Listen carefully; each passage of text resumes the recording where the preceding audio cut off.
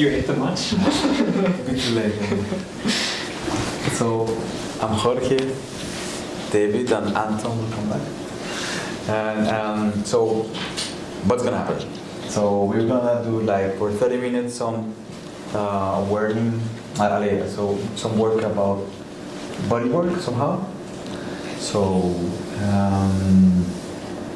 and then after that we will jump into some small presentations where David will introduce in a big overview of what is motion bang.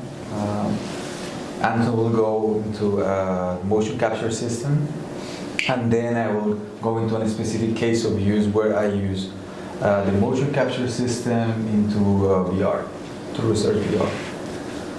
Okay, so that's what will happen. Let's see how it goes.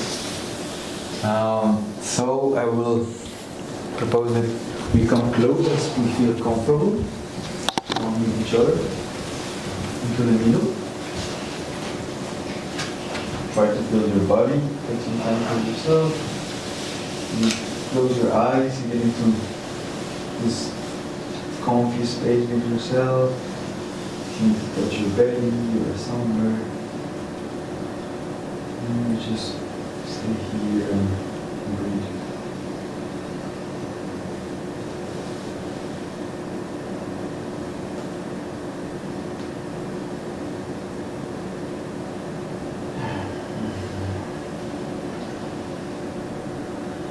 So try to make it comfortable for you. You can make some sounds or make a little bit. Yeah, so just really try to be nice with your body.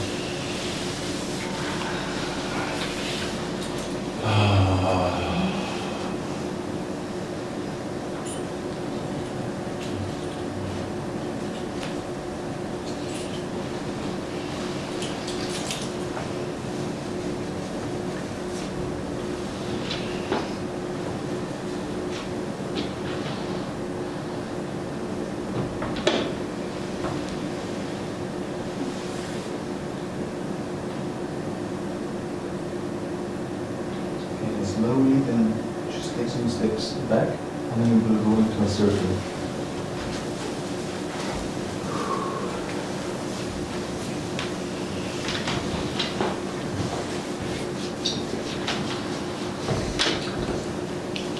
Okay, so try to follow me a bit.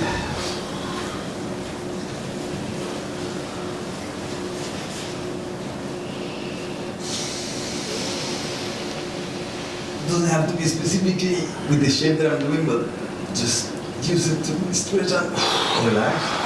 Let it go to the floor. Stay here, please. Be kind.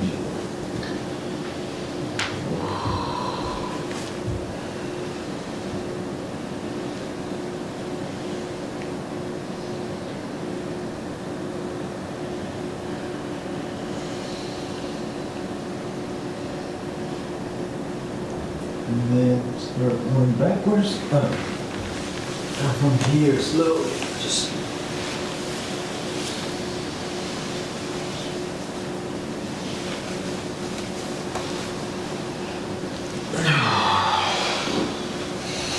let it rest. Get a bit out of that state of like being just with yourself and just like open your eyes, in space, be more normal for a little bit. And then we go back to this be with yourself. And drop it. Same, but right now this time slowly starting to mobilize a bit more. We go backwards.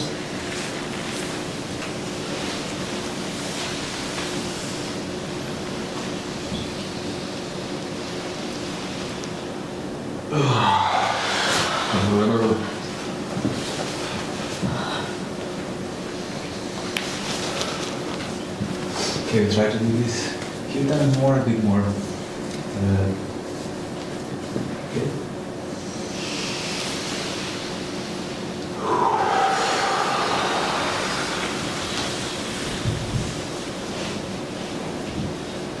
Go back.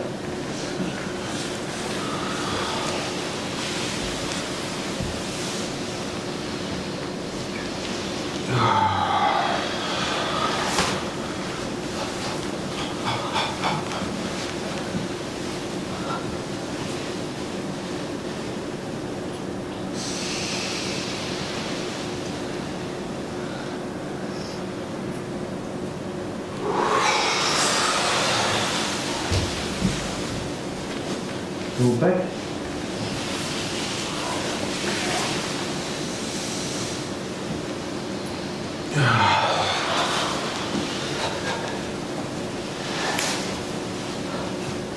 Okay, last thing we do, we take air.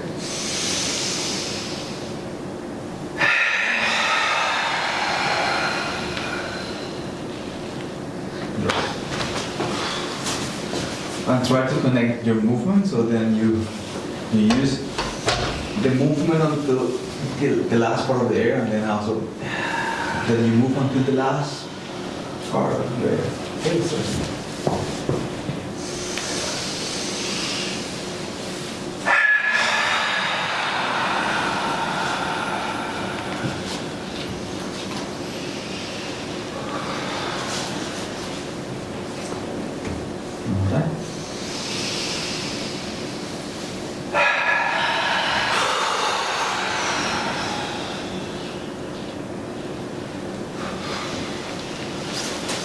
okay. How are we? I'm a bit more awake now. Okay. Okay, so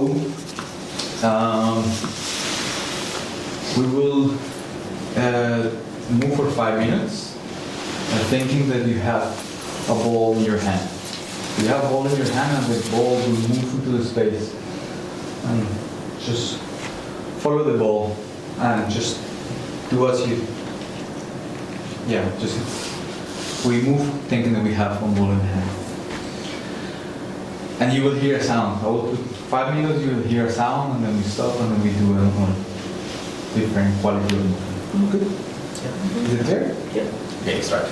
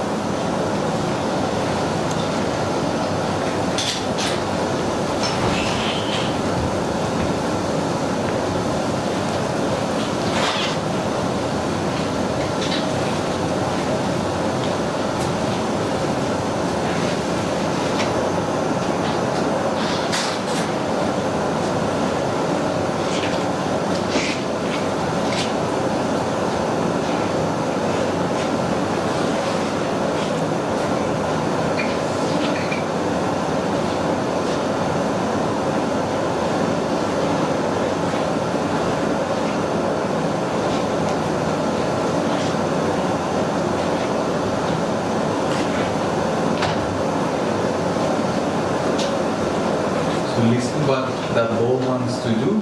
So sometimes I can listen and go there, but sometimes I don't have to go there. I constantly change the direction from where my hand wants to go.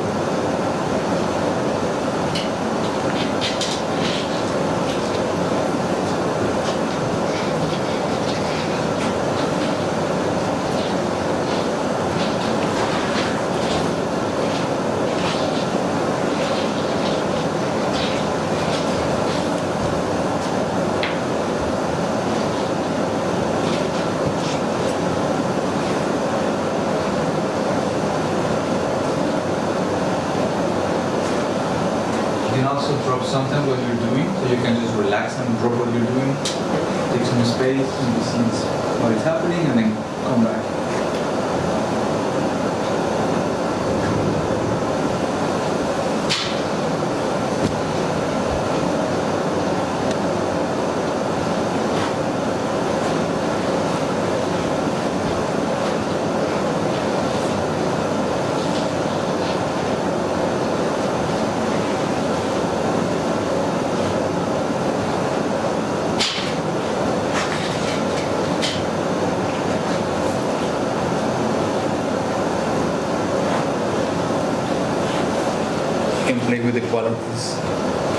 movements or levels. Sometimes you can go super high.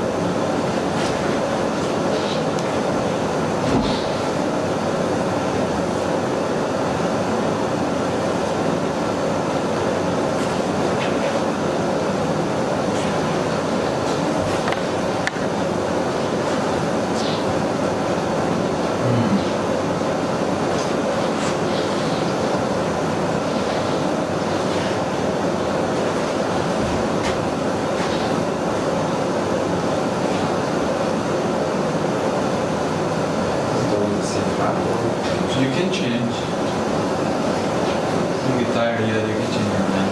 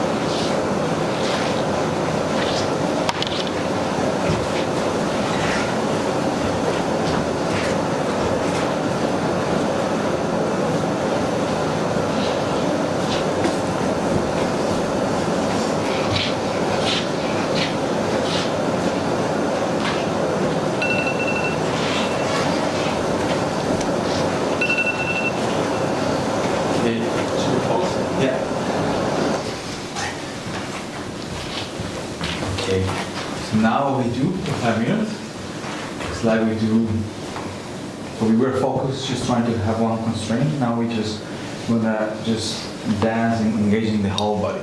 So just go with feeling, how you feel and full, so maybe how I need to move. So I really engage with my stomach, because I get that what my body wants.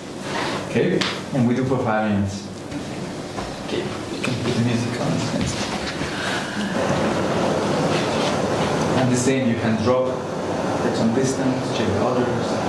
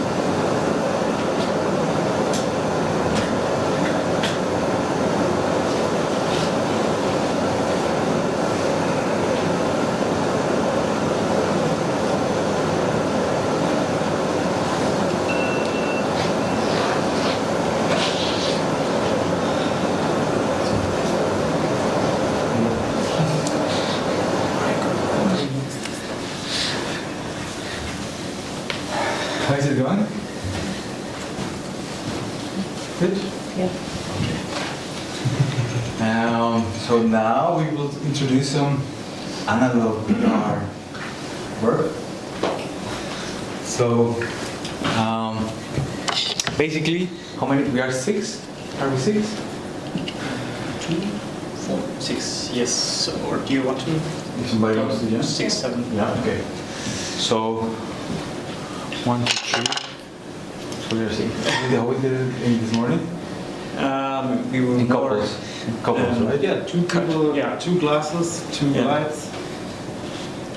That was 8 Yes. people. So, you take the glasses. You take the glasses.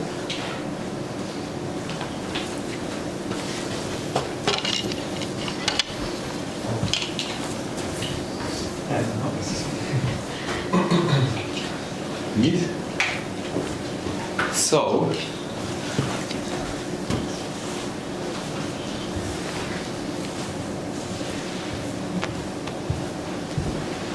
yes.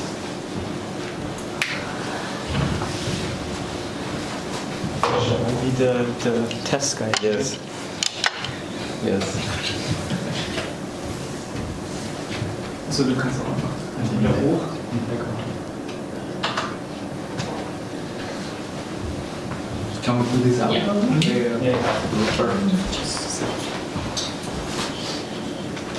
Okay, so the goal here, ultimate goal, is that our dancer gets engaged, so it feels comfortable enough to start exploring the space.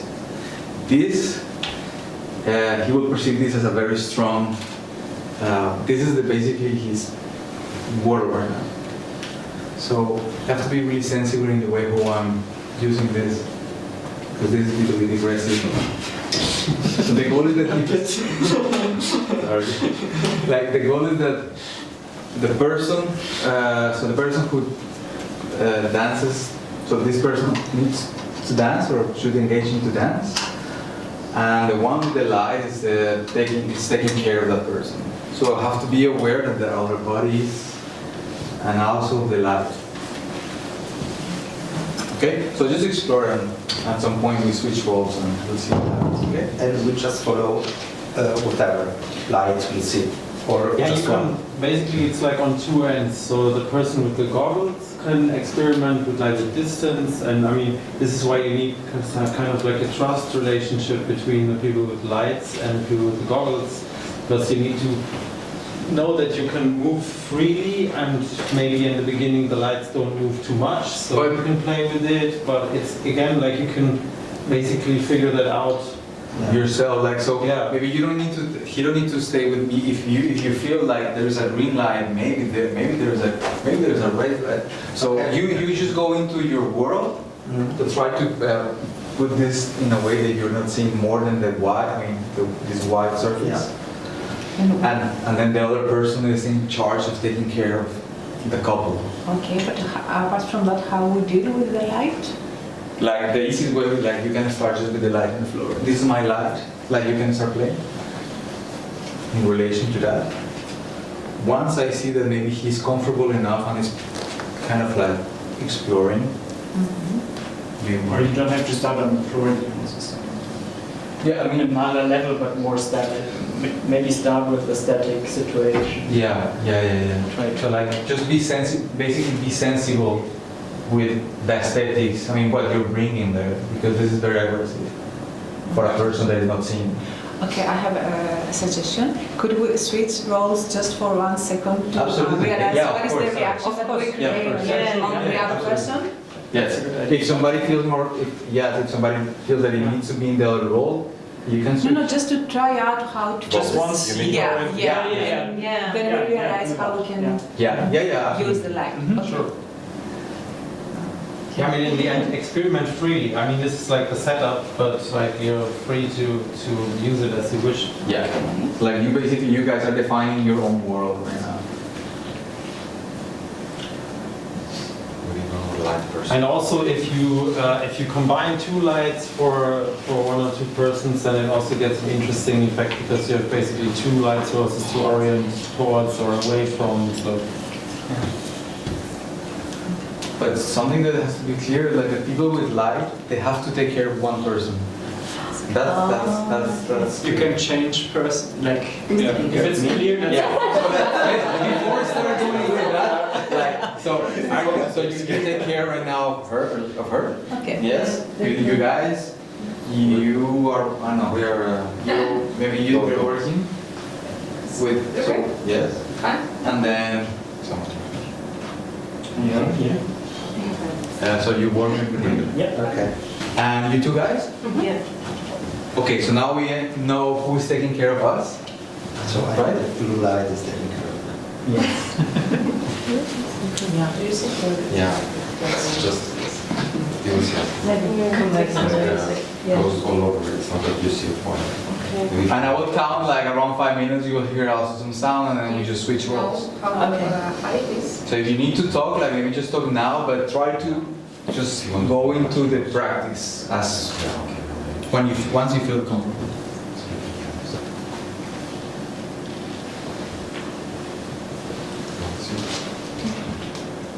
So, how close did you bring it? Just to because because you were on the put it in my face. Was like that. Okay. Yes, it's digital, I'm very close. Yeah. It's all over the spread. Okay. This is very close. How come when it's like that? Yeah, like here.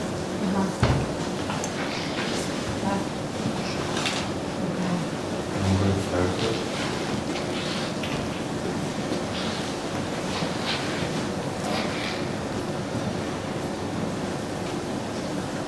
It's hard. Mm. It's changing when you understand how to trade it very much. The driver's test. Misty or? Yes, I Mhm. You see? No.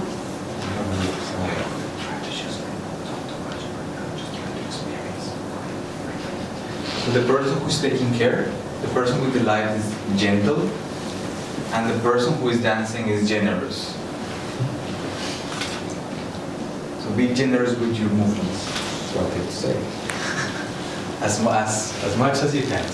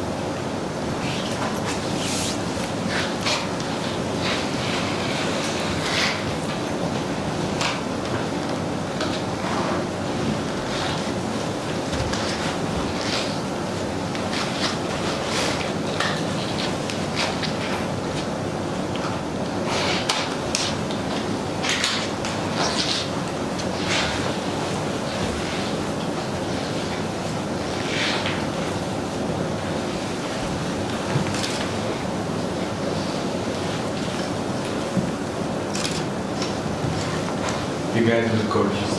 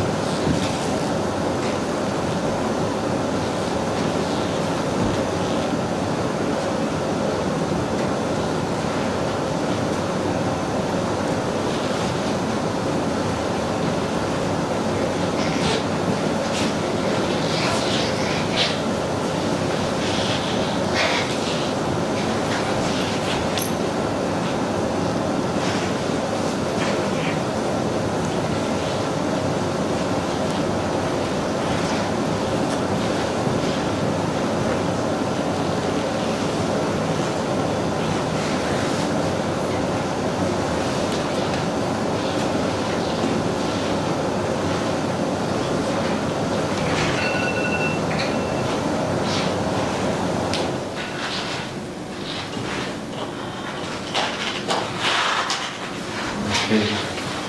Maybe just let's come close for a second, like make a small circle and we sit and we have just like maybe 2 minutes to share the experience and then we close and move to it. Crazy.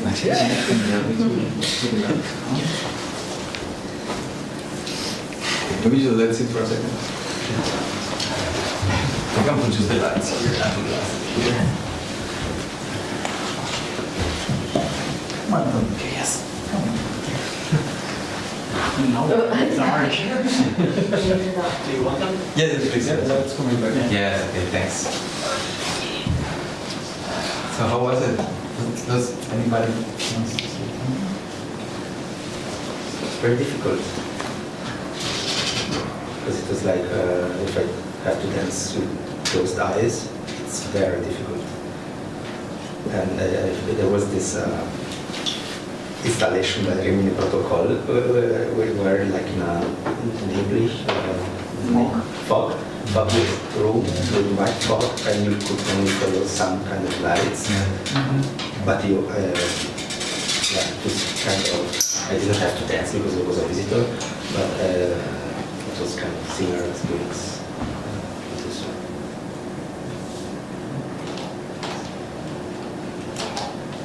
Thank you for Yeah. Sure.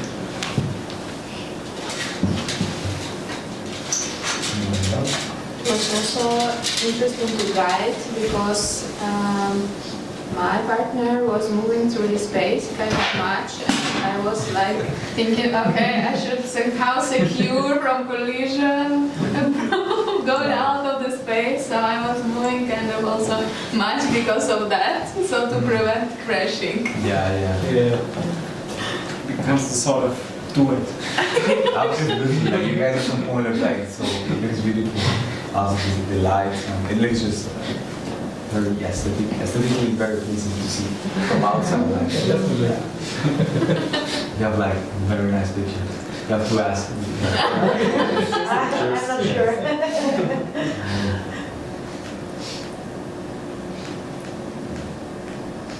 I felt very similar to the first time that I was trying out VR classes and how I did not trust the space that it was created.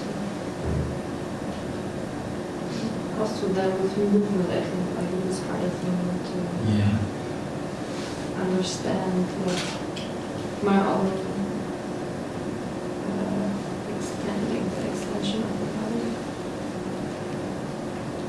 So how where you could go, right? So it was pretty much like Yeah.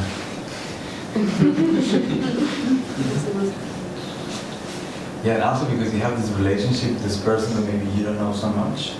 So it's like, is this person really taking care of me? And how much, I mean, there's this trust relationship that you establish, you put in yourself in this vulnerable space. Yeah.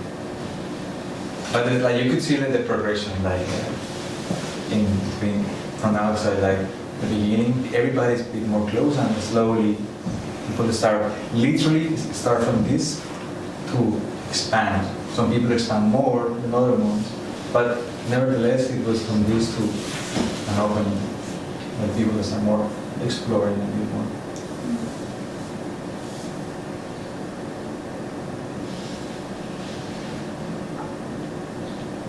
Switch. Yeah, so now we do slides presentation, sit together, If I we don't switch partners. Like You didn't the switch? roles. No. Oh, wow. So You sorry. haven't said it. Yeah, okay, bro, it's like they switch partners, yeah? Yeah. Yeah, okay, let's do it for 5 minutes. Sorry, I'm Max. sorry. That's good. It's good that you told me. I was like, no, of course, you need to experience from the other point of view, absolutely. Sorry. Thanks, man. Sorry, Max. Yes, thanks. What's my ball?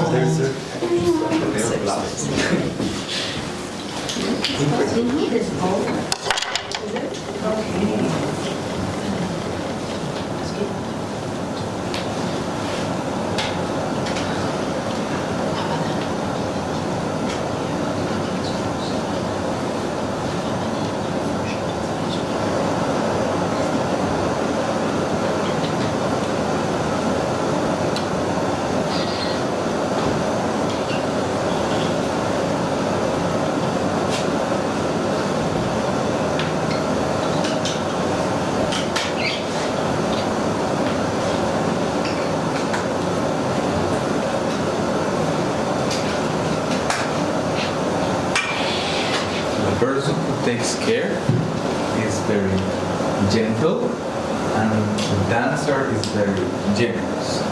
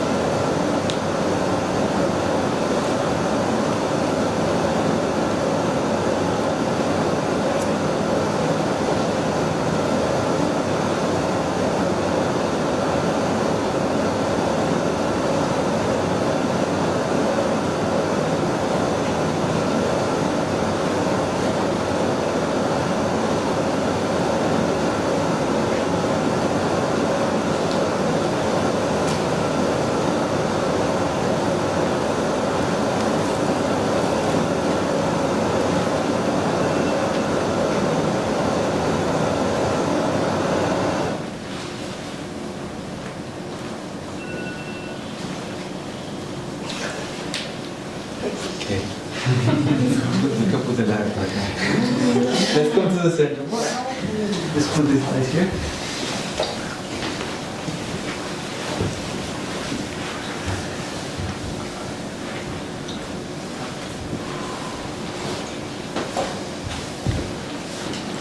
How was the trip?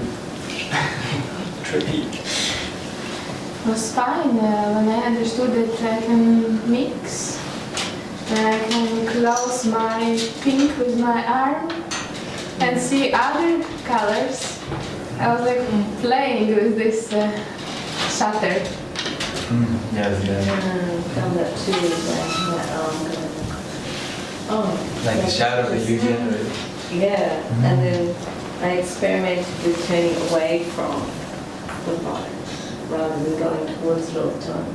You know, playing with that fear of, I don't know where I am, but I trusted that if I was going to hit anything, she would shine in my face.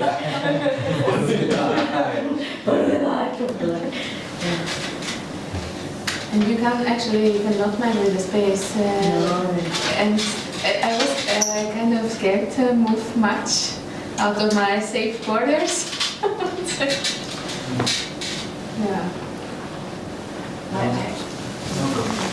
had my eyes closed at some point, and then I realized, okay, where is she? And then I realized that I had my eyes closed. And this is because, I guess, created a more familiar kinesthetic sense to me, because we have been working with closed eyes and partners, so this somehow is familiar to our bodies. And so I return back to that familiar place. Sure. Yeah, it's a bit interesting how to see you have the setting and then how you or how I experienced my agency within that, like using the hands, like closing the eyes, like turning away from the light source that I know is my partner in the situation, but maybe I turn more towards another color of light or something. I think it's in the beginning I'm very much like focused on this one light source and the eyes open. It felt comfortable for me to move in space. I saw you. Yeah, Because of that also, because of these practices, it was something actually in between seeing and not seeing, because there was lights from everywhere and you could measure distance. Sure. And for example, I could understand if you're standing here, that I cannot go from here. Like, you could understand space. Navigate. Actually, that's sometimes I felt that the lights enhanced my sense of space. It was more clear what's the space there or there or there.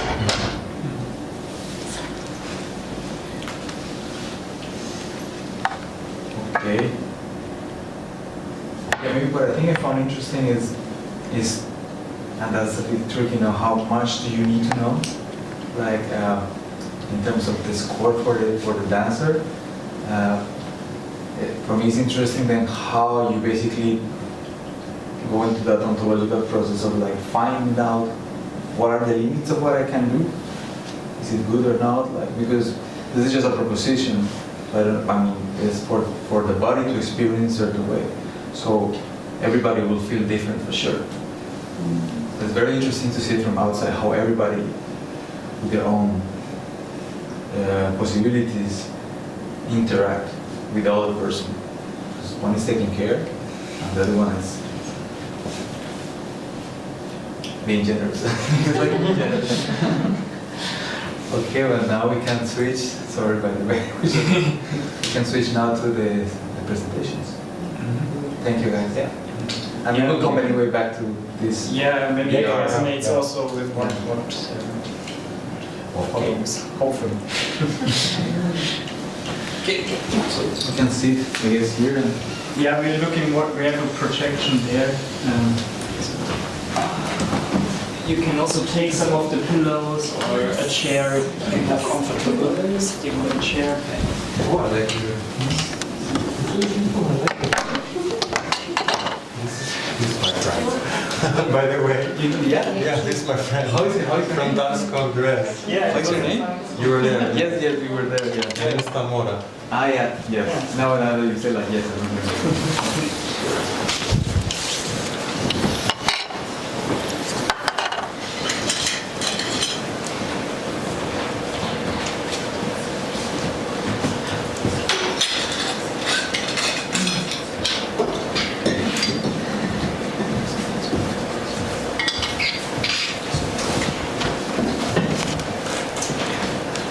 Maybe before, like, just to put, maybe for the Q&A, let's try, if we can, to collect the questions at the end of each presentation. But if you really need to know, especially, let's say, with my pronunciation, maybe if you want to understand what I'm saying, so please interrupt me.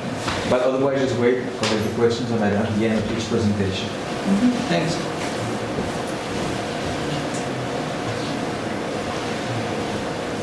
Yeah, I'm going to talk a little bit about Motion Bank, and I think to start with that is also a little bit the idea to share a bit more about our perspective. So if the workshop is supposed to be about motion capture and VR,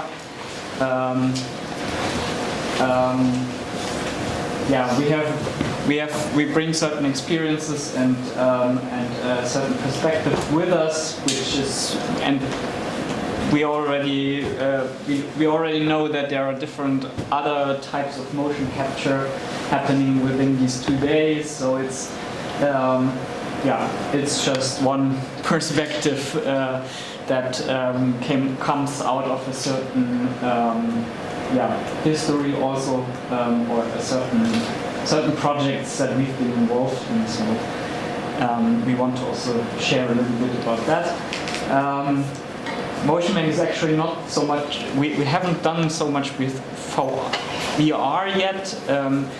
It's something that Jorge also brought us an interest with them as part of the internship. He will talk a little bit about that later.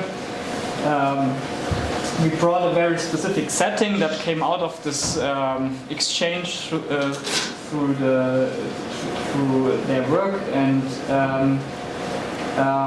we already had the setting at Tanzkongress last year, and that's where this image is coming from, or this photo comes from. I don't know if everyone was at the panel, this introduction yesterday, but I already mentioned there that Motion Bank was originally founded by William Forsyth, and he had been investigating the possibilities of using digital technology in various ways to communicate about his specific movement language, his choreographic concepts, and there were 2 major projects which were kind of or happened before he founded Motion Bank, which is improvisation technologies on the left, this DVD, which was really supposed to communicate more about movement, his movement language and his movement concepts, and then synchronous object. It was a CD-ROM in the very beginning in the 90s, then turned into a DVD-ROM. To the right is this website project that he then developed in the 2000s, which was more looking at the choreographic structure of one specific choreography. And with Motion Bank, it already shifted a little bit. With founding Motion Bank, it was also about detaching it from his own work and asking more general questions about how digital technology can be used to record dance, but also to create resources around choreographic concepts, around choreographic work. And when Motion Bank was part of the Forsyth company from 2010 to 2014, one of the major goals of the project was to develop these websites around the work of 4 choreographers, like here the choreography Using the Sky by Deborah Hay. And this sort of introduced the idea of not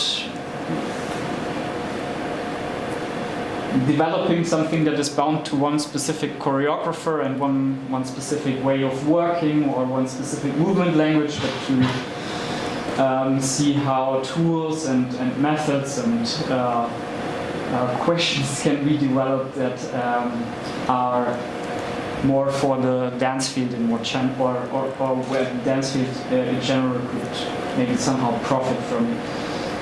And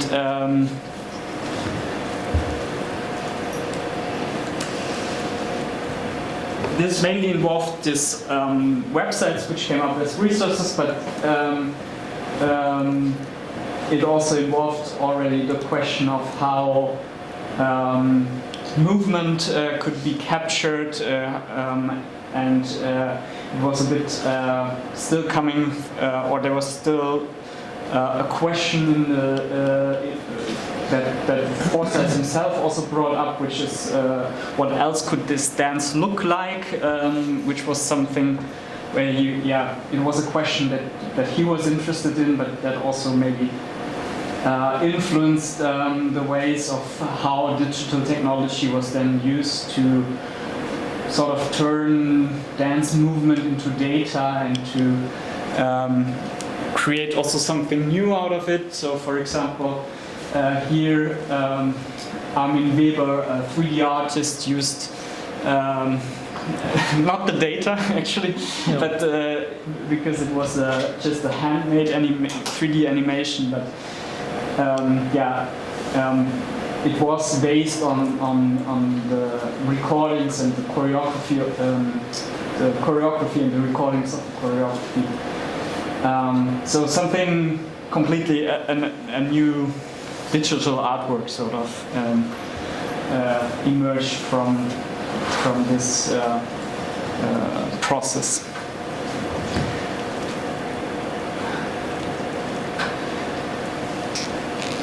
And this on the one side there was this question of how to capture movement, how to maybe also make use of motion capture technology. But then also within the company, the Forsyth company, there was a sort of different use of digital technology. They had a dancer developed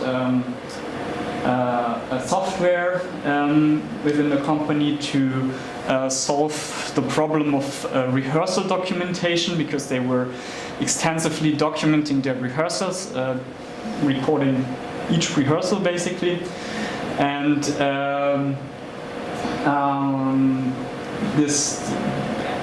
the recordings ended up on tapes. No one really knew what's on the tape, things like that. And he tried to find a solution for how to better deal with these rehearsal documentations, with these recordings. Developed the software where they could record the videos, but also link comments to specific moments in time within these recordings. So at the later moment, they could search sort of in their documentation, in their rehearsal documentation, find very specific moments in rehearsals a week back, a month back, something like that. Also the recordings were automatically structured, so when they wanted to look at a video from 2 weeks before, it was easy to find it. And it was also combining sort of a visual capture of dance and more conceptually referring to rules, to improvisation tasks and things like that, which were captured verbally or in the form of text. So this was also a way of capturing dance, maybe more in a more broader sense within the company.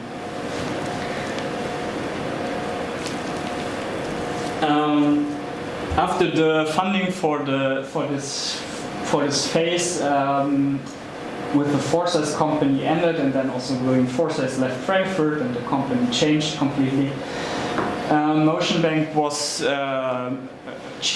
went through a change as well. Is re-established at the Mainz University of Applied Sciences as a research project, so it was also not anymore the project of a specific choreographer. And this sort of also it even put more emphasis on the idea of doing a more open research, which is not tied to one specific artist or one specific way of working, but to also offer or to offer technology or make technology accessible for the dance field in a more broader sense. And one thing that remained from the work of the Forces company was this application, software for documenting and analyzing dance, which we still, or Motion Bank is still developing until today. This specific recording that we can see here within this most recent version of the software is also a rehearsal documentation. I think the tool can be used in various ways, and we're collaborating with dance education departments, for example, at the moment. But in this case, it was again used for rehearsal documentation, which was part of a larger project. Now we're turning more into the direction of motion capture, more specifically. A project where the idea was, where we collaborated with Staatstheater Mainz, the Tanz Mainz ensemble, to capture one new choreography. The idea was that these captured materials are then handed over to fine artists who develop new artworks inspired from the documents and or the captured choreography. And then within this larger project, it was we brought everything together in an art gallery in Mainz. The documentation about the creation of this choreography, the artworks created based on the recordings, and the choreography itself was also performed within the spaces of the art gallery. So it sort of brought this together. This was the frame of the project, and this was basically the first time that, forget about the name, Motion Bank sounds as if this project would have had, like, I don't know, a depository for motion capture data since years, but it was actually the first time that we engaged with motion capture more closely. So it was also a very specific way that we wanted to use it within that project, because we were recording this choreography which was 1 hour long with 5 dancers, and it was also in this frame of this project where everyone sort of knew what's going to happen. So the choreographer also knew before that this piece will be motion captured, that this data will be used to inspire fine artists who then create new artworks, etc., etc. So what you can see here is the recording at the art gallery that was also happening in the spaces of the art gallery in Mainz. And this is also the system that we brought with us here. And we encountered one major challenge. Maybe not one major. We had several challenges, a lot of challenges. Yeah. Exactly, but for us, one question that is also linked to maybe the questions that Jorge then came up with in the work with VR was how should we represent this data that we captured with the system. For the purposes that of this project, and we felt the need to somehow have some sort of avatar to also communicate more clearly how this data actually looks like.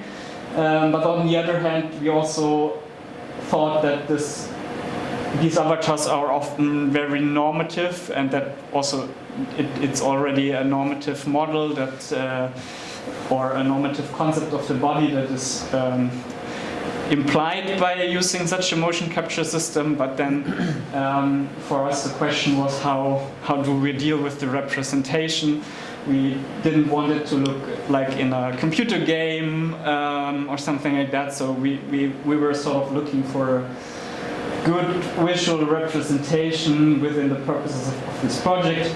To the right, you can see a very first visualization, just also for us to understand how this looks like. The data actually looks like if you visualize it.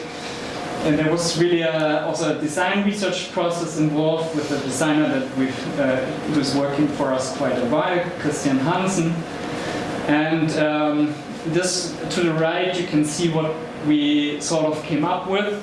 You can also see that there are more points, more joints available in the data than we decided to actually draw. So it became sort of a very reduced visualization. This is how it then looked like with all 5 dances. And you can also already see these traces. So in a way, our goal within this project was also to use the data to visualize or to communicate some of the concepts of the choreography, some of the structure of the rules they are using within there's an elaborated rule system within the choreography. So it was also the idea to visualize this for also for people who are maybe not trained to see specific things when they're looking at the choreography. Oops.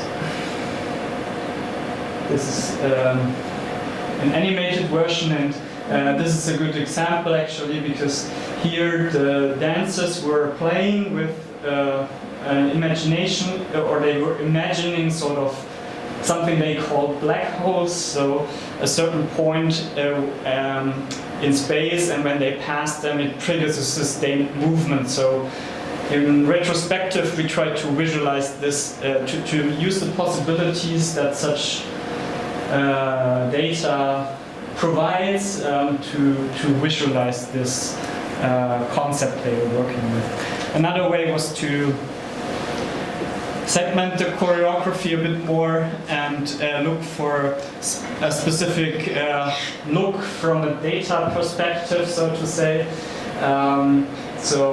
We were using the data to draw the movement paths of certain phrases and sections of the choreography, and they sort of become iconic for this specific part.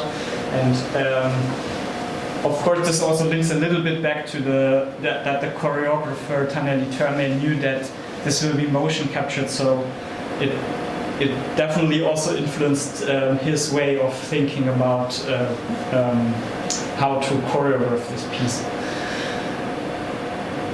And that I'm showing this again, linking back to this software that we use to analyze dance or that is more that is for documentation, but also maybe for a more analytical perspective on dance, where you can also add annotations to segment recording into specific parts. Because if we just draw the movement path for the whole choreography, it basically looks like this.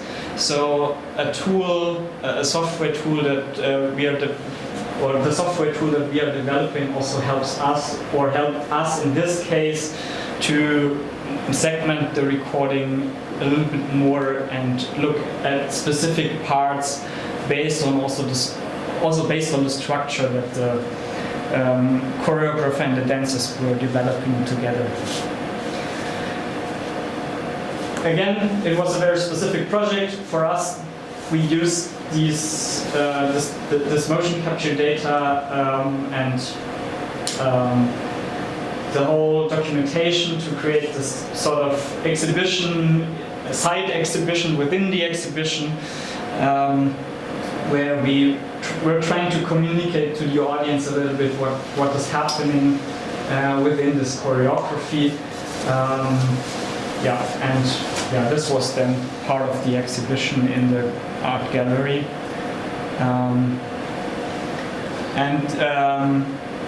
What also came up within this project, and that's also a little bit,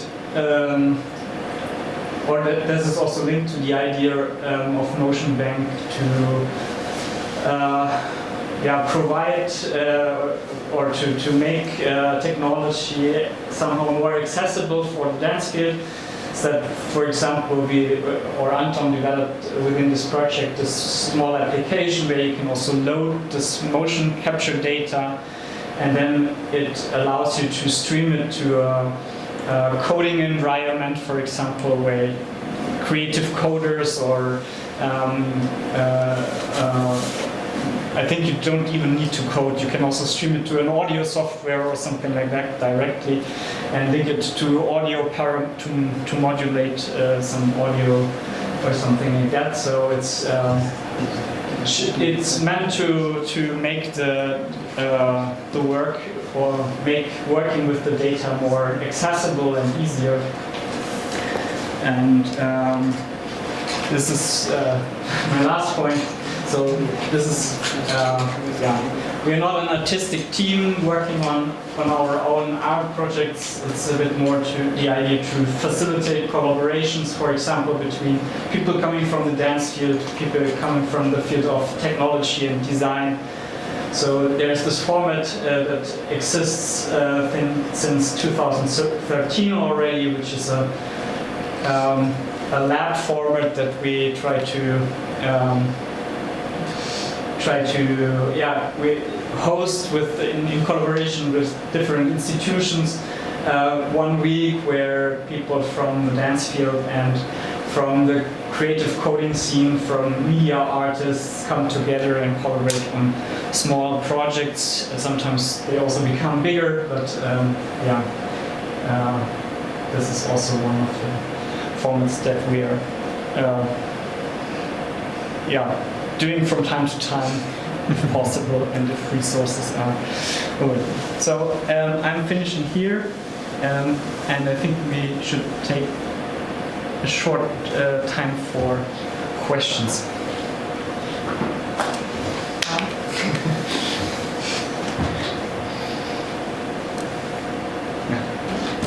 I have a question. Thank you for the presentation. What do you mean by analysis? I'm referring mostly to this software application, the documentation part, I understand. I'm not sure about analysis. I've read your comments, it was yours, commenting on some aspects of the piece. Yeah, if you could share more about the analysis process. I think in this case it was actually more about the comments were also created during the rehearsal and not afterwards. So this is more linked to a documenting aspect, but of course it's also in those comments there's some judgment or some maybe more analytical outsider's perspective on what's happening in the rehearsal.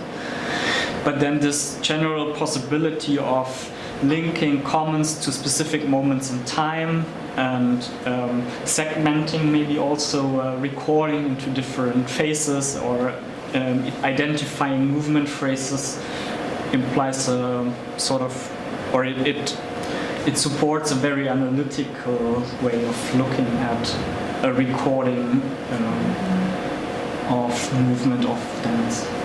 And this material then, it was used by the choreographer. I mean, he embraced that material also in the creative process. A little bit. I think it was not something he was used to really come back to this material again and again. So it was a bit different compared to the Forsyth company, where they really established this way of working. He sometimes looked at the material. Not so. In this case, it was really more our tool to also it provided us a very deep compared to just coming together in the end for the recording, this insight into the rehearsal process, it provided, I would say, a deeper understanding of what's happening and about the way of working. I have another kind of question. The last software which you have presented, which shares, we all see the data from the recordings. How does it work? Do you upload your own recording chords like a fixed band recording? Unfortunately not. No. We, Not yet. because like we created our own file format to be able, because we had the problem with this 1 hour long motion capture that was like the data set is in one piece, which like overwhelmed a lot of like existing packages when you load it up, like, and so we broke it down into chunks, and this thing reassembles them. But unfortunately, it has its own file format, so you need a converter to bring it into the format of that. And the converter is so cryptic that you probably like I wouldn't even remember how to use it now. So yeah, it's a bit of a pity, but we develop a lot of software, but not software in the way that it's usable, but more like prototypes. So this is actually, you can download it, and there's also the data set for effect, but there's no other data. No, we actually, I think there's even another. There's data from Deborah Hayes' work. Yeah, I think so, something. But it's actually, I mean, it's pretty much tailored to this specific configuration with the 5 actors and also this type of skeletons. So it's like these are it's like Maya format skeletons. So the joint labeling and like the configuration of the joints is also specific. And if you make like a general software, then you have to account for all the different data models and everything, and we cannot provide that, unfortunately. Okay. Yeah, I think it was a bit more the idea within the scope of this larger project to then not just have our data visualizations or our avatars, but to allow people coming from the design field or something like media artists to also experiment how could they work with the data, maybe also not just visualize it, but maybe use it for sonic things. And it was actually for, like, there was a choreographic coding lab, like accompanying the exhibition, and there was nice for people to just, like, you know, fire up their OC consuming software and then just map some joint positions to whatever they wanted to do with it. So there was, like, I think sonification and stuff like that. So did something came out in the meaning of some other artist took and made something out of it in the end? only those that got paid. Yes. Surprise. They want to get paid. Approach. Do you have something like it would be interesting to see also like how I mean, you used it?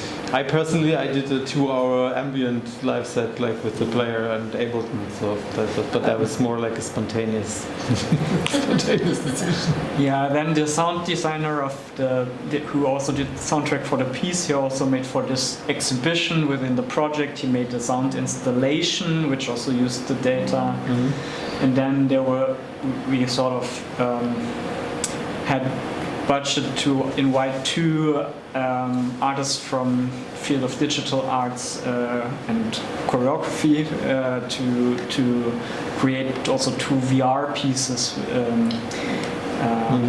So we can also share the links later or the names. I have 2 questions. First one is like related to your question actually. So asking,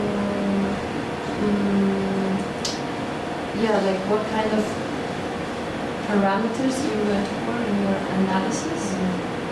Because now I can see like let's say like route tracking, like how like the sensors as coordinates maybe behave in like the Euclidean space.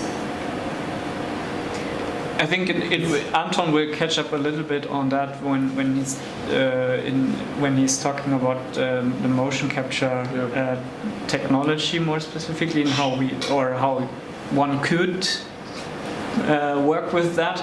For us, we in the beginning we had like a huge list of possible things that one could do with the data, and then it was like with a deadline in mind. At some point, we made some decisions on how we could use it for this project to communicate something about this choreography. So it was a very graphical piece, and in that sense the travel paths somehow made sense for us to make use of those things. But also, I mean, we thought about also, and Anton can pick up on that in a bit, to use more abstract relations that you might find within the data or something like that.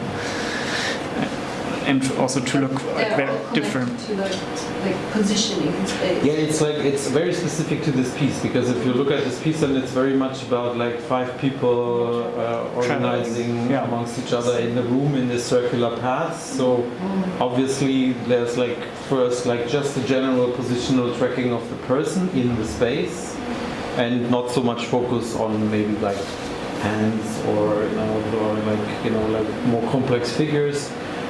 But like depending on the segment, like different things are important to visualize the key aspects of that segment. So for example, there's one segment where the direction they are facing or they are looking is important. So we took the rotation of the head and then attached like arrows to it, so you can see how the whole group shifts focus in certain moments. And so we didn't use the same set for everything, but really looked at each segment and said like, okay, this is a factor that we want to visualize. Then what data can we pull out to visualize this? But the data is positional. It's all just positions and rotations. Yeah. Nothing like deducted from that. And then another question, you already hinted at the normative bodies, and how did you implement? No solution for this. Sorry. Yeah, it's an issue, I think, with vocab. I mean, we'll touch on that a little bit as well. There are other ways of motion capturing. Maybe this also depends on what we understand as motion capturing. This is a visual, the system that we brought with us and that we used in this case is a visual motion, so the camera-based motion capture system. So that comes with these constraints. Sorry, I just want to add something here, because I'm just like a bit frustrated by the answer, because I have a feeling that like that there is that it's hard to do is also coming from a scientific approach, like a certain approach. So I think it's kind of like reproducing, saying like, there's a gap. It is how it is. I just feel like I want to say it. I know you can't solve it now. You have a good point. You're totally right. It's like reproducing the normativity within these analytical sciences, and I'm really just... That's a problem. That's actually a problem that lies with commercial technology, because commercial technology always seeks to implement the simplest solution to reach the biggest market share that's possible. So every exception from the rule is not really accounted for because it's too expensive, for example. So the only way to get around this is to not orient the software design towards the market, but towards the actual use case at hand. So, but I guess this boils down to DIY solutions because the industry won't provide that. But I would also add that it's not only a question of the technology, it's also a question of, it's also a topic within the dance field that is also, there's also certain aesthetics or something. I don't know how you want to call it, but Yeah, it's like that ableism counts on problem. normative bodies, or that counts on very fit, young, strong bodies or something. So it's Why? there are overlap. Yeah, yeah. So there are overlaps in this question, which is for me not only tied to a question of the technology, but yeah. I mean, it's also, I don't know, it's for us, it's also a question of understanding what's going on. But I see your point that it's, especially within a project that doesn't stage as the internal research, but is then public, that it reproduces this. To decide to reproduce the body with these lines. So this, no, or not? With this very... With these curved lines, yeah, Yeah. that's what so we this chose. was your solution to that. No, that was not a solution to the normative model that is implied. It was a bit the solution to not use a very a body that can be read in a very specific, for example, gendered way.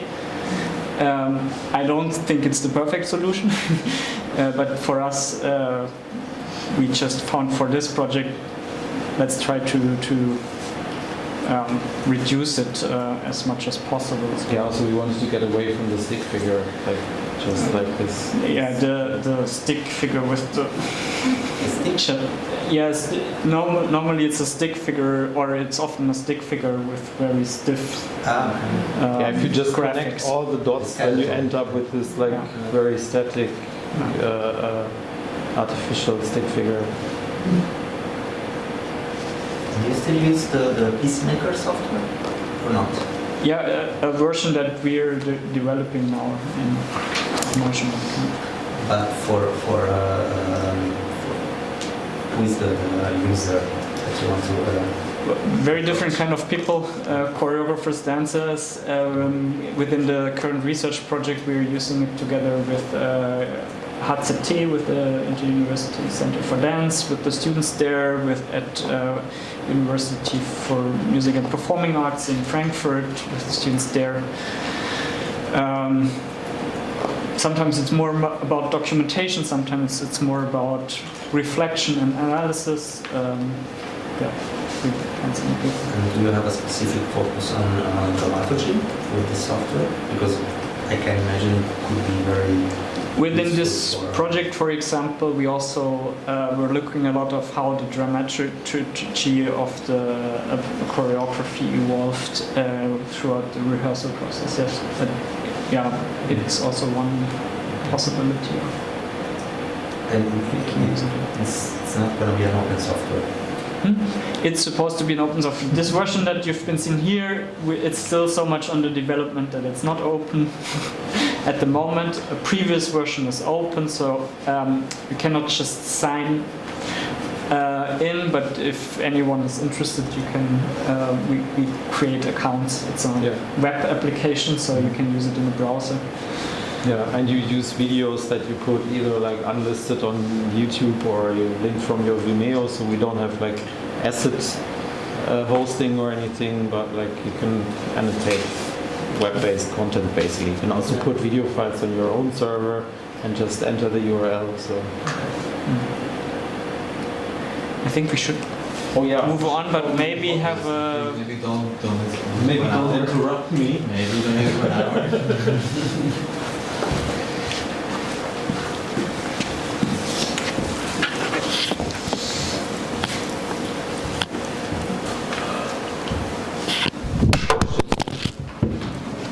I think I threw down this. Is that a problem? No.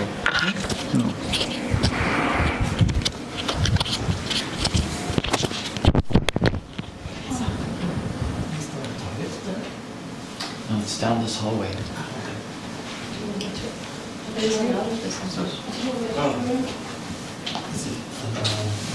So I'm going to go to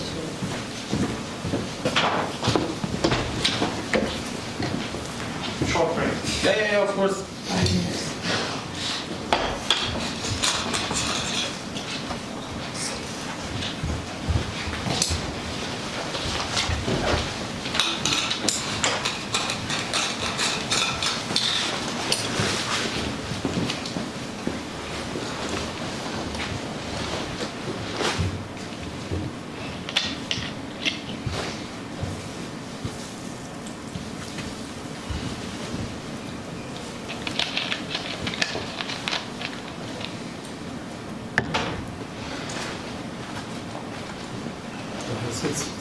oder was? Maxim, bis wann sind wir jetzt? Sorry.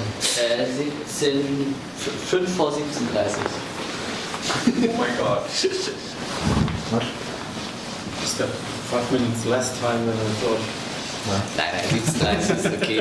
Theoretisch ist der nächste Programmpunkt 17.30, aber der andere Workshop wird auch genauso lange gehen. Also Okay. wir müssen dann nur Also zügig es hoch. kommt noch was danach, ne? Danach ist oben nochmal Zusammenkommen, Diskussion und wir haben nochmal diese VR-Installation als Thema.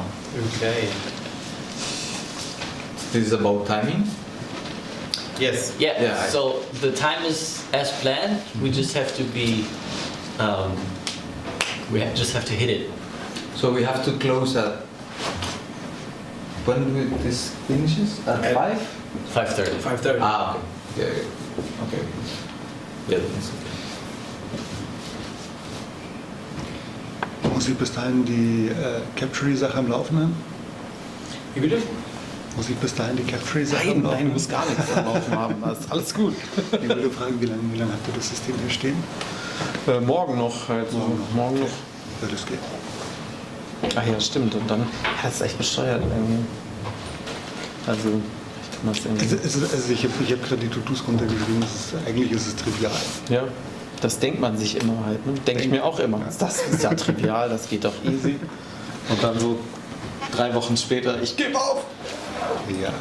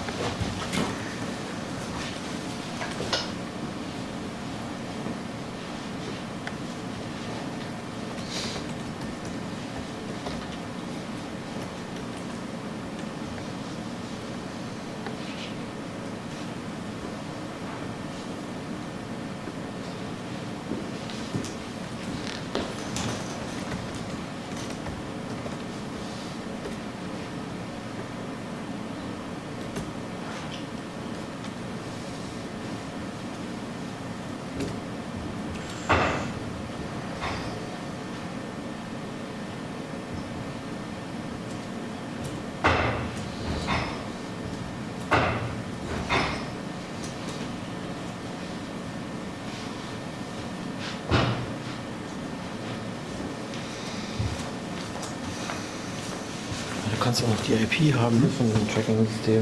Nein, es gibt gerade schon los, dass er wieder die hätte er nicht rein importieren will. Okay, noch Basic. Ja, ja,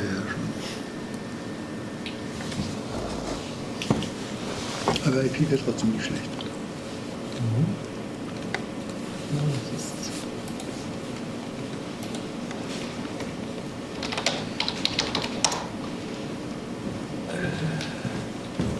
10, 10, 10, 190. Der Port? Okay. Remote Capture Report, da muss irgendein Default Port sein, der ist bei dem, Der ist bei dem Unity-Ding.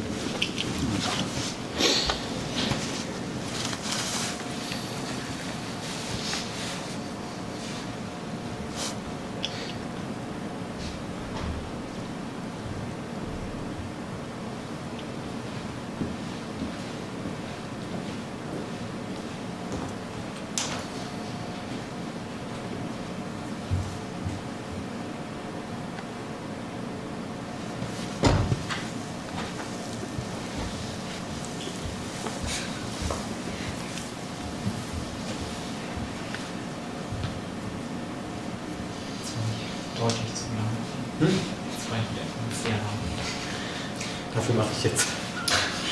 Hektik. Darauf wollte ich hinaus. Ja, super. Ja, dann sind jetzt aber Zwischenfragen nicht mehr drin.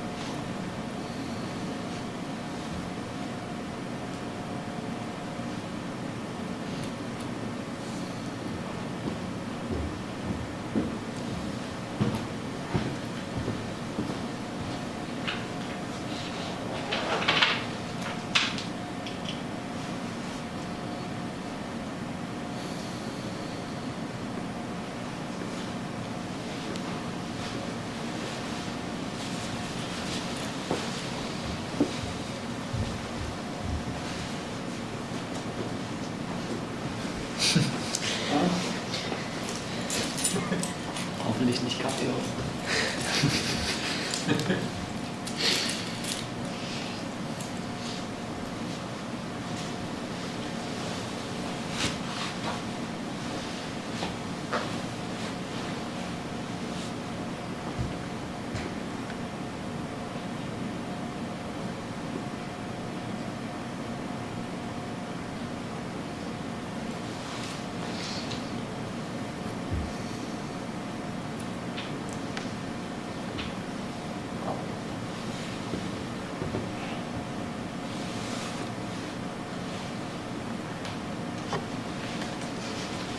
Went to get some tea. I don't know what happened. Should I go Can they upstairs? get downstairs? Christine is up and she has the key for the elevator. Okay, I'll try to hurry them along now. If they arrive before me.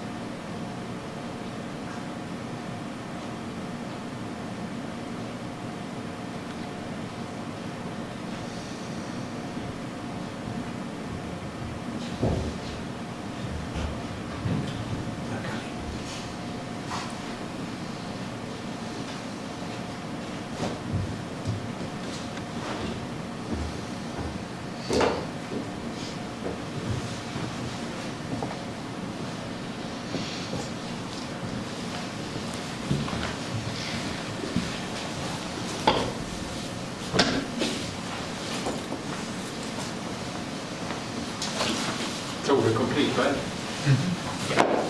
Then, because I was told I have to hurry up a bit, so I just briefly want to talk about what I'm not talking about, and that concerns the definition of motion capture in a way, because like there's a lot of tried and tested motion capture that relates to like tracking robots for factories, or like military applications, or the well-known application of like puppeteering or special effects within movies and films, and all that is connected to like very well-funded industry producing the products for these projects.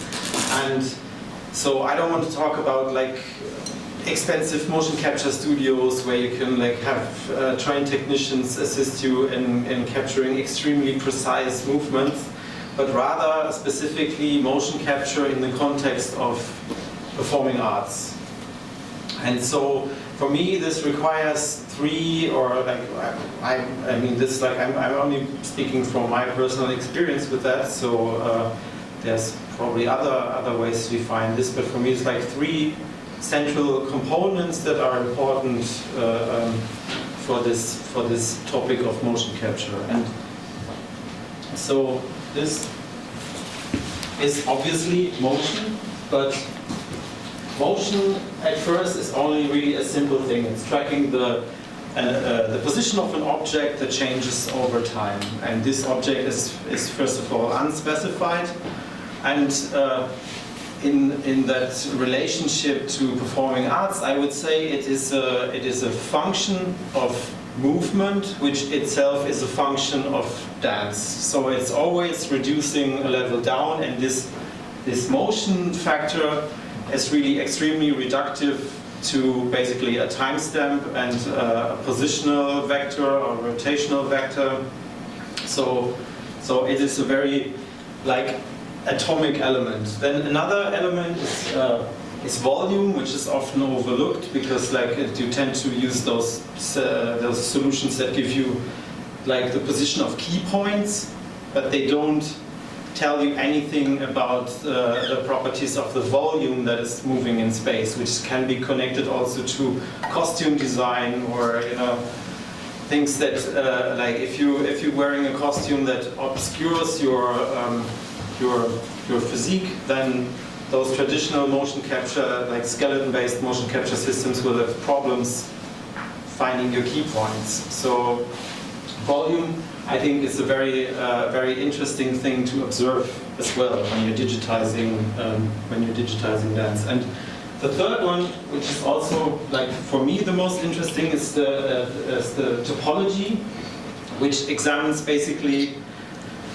relationships on stage, so it can be like also the relationship between limbs, between people, between certain temporal structures, so, and they are very specific to the piece or the choreography that is taking place there, that's being captured. So I would say there's no topology model that fits everything, so basically for every case you develop a new topology model that fits the structure, like with the effect piece that we had, where it's like it's a circular pathway, so certain things you wouldn't use for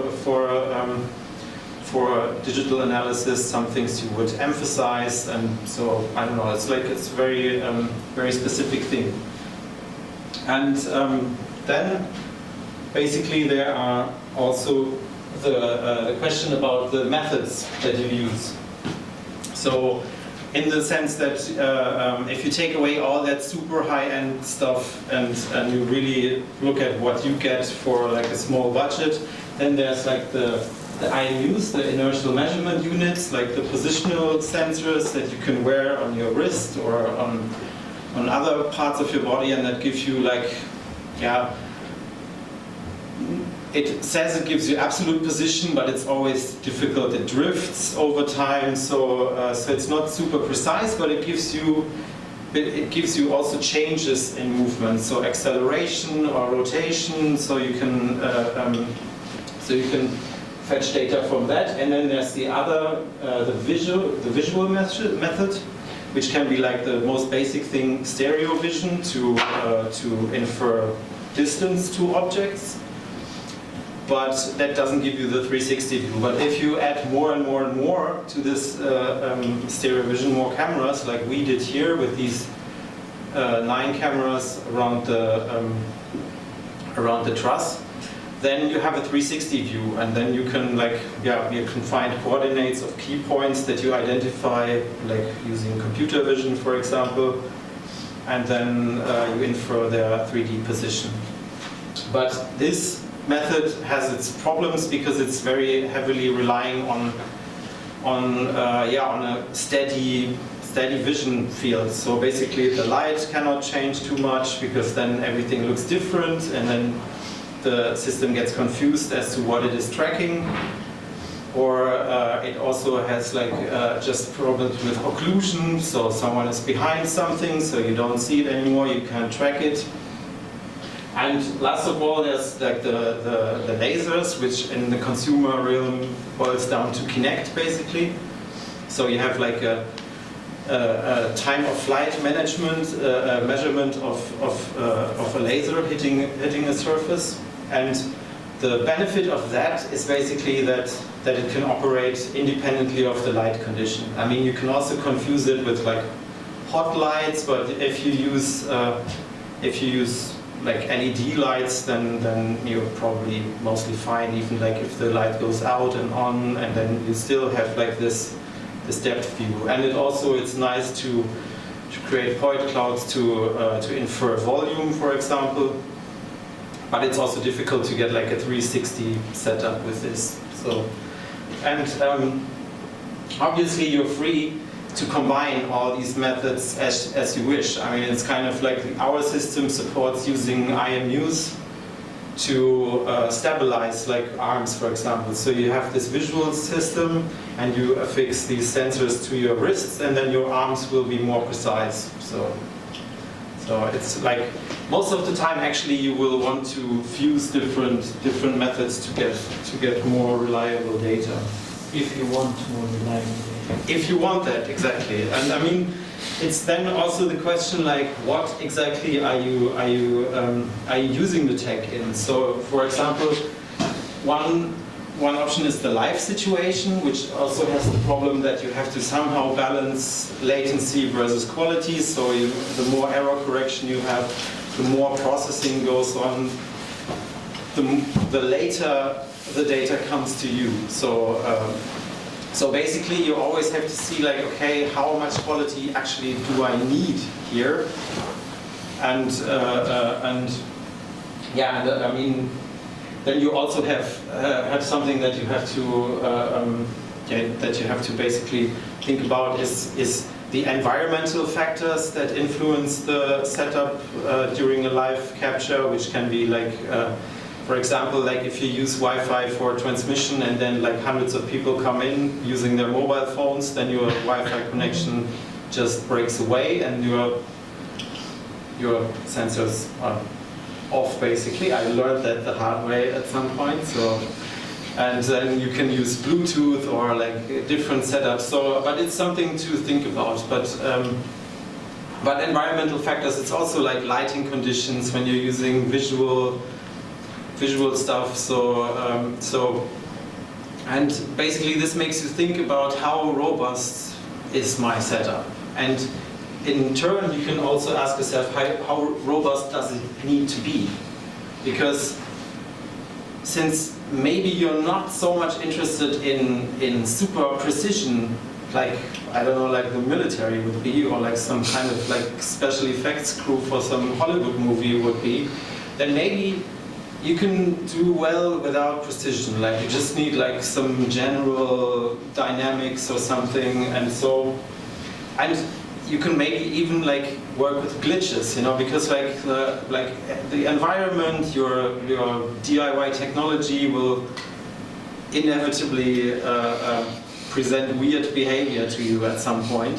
And then it's the question if you, as a performer, as a choreographer, can embrace these glitches and just accept them as a property of this technology, and rather than something that has to be avoided at all costs because it never works. You cannot avoid it, like it just happens. So basically, you can either work with glitches as a stylistic element of working with technology, or I don't know, devise strategies to kind of to deal with them if they happen.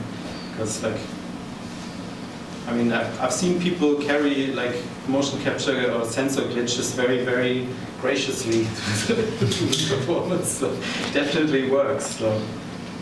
So yeah, the live setup is one thing, and the other main thing is that's what we do more, like offline motion capture, meaning that basically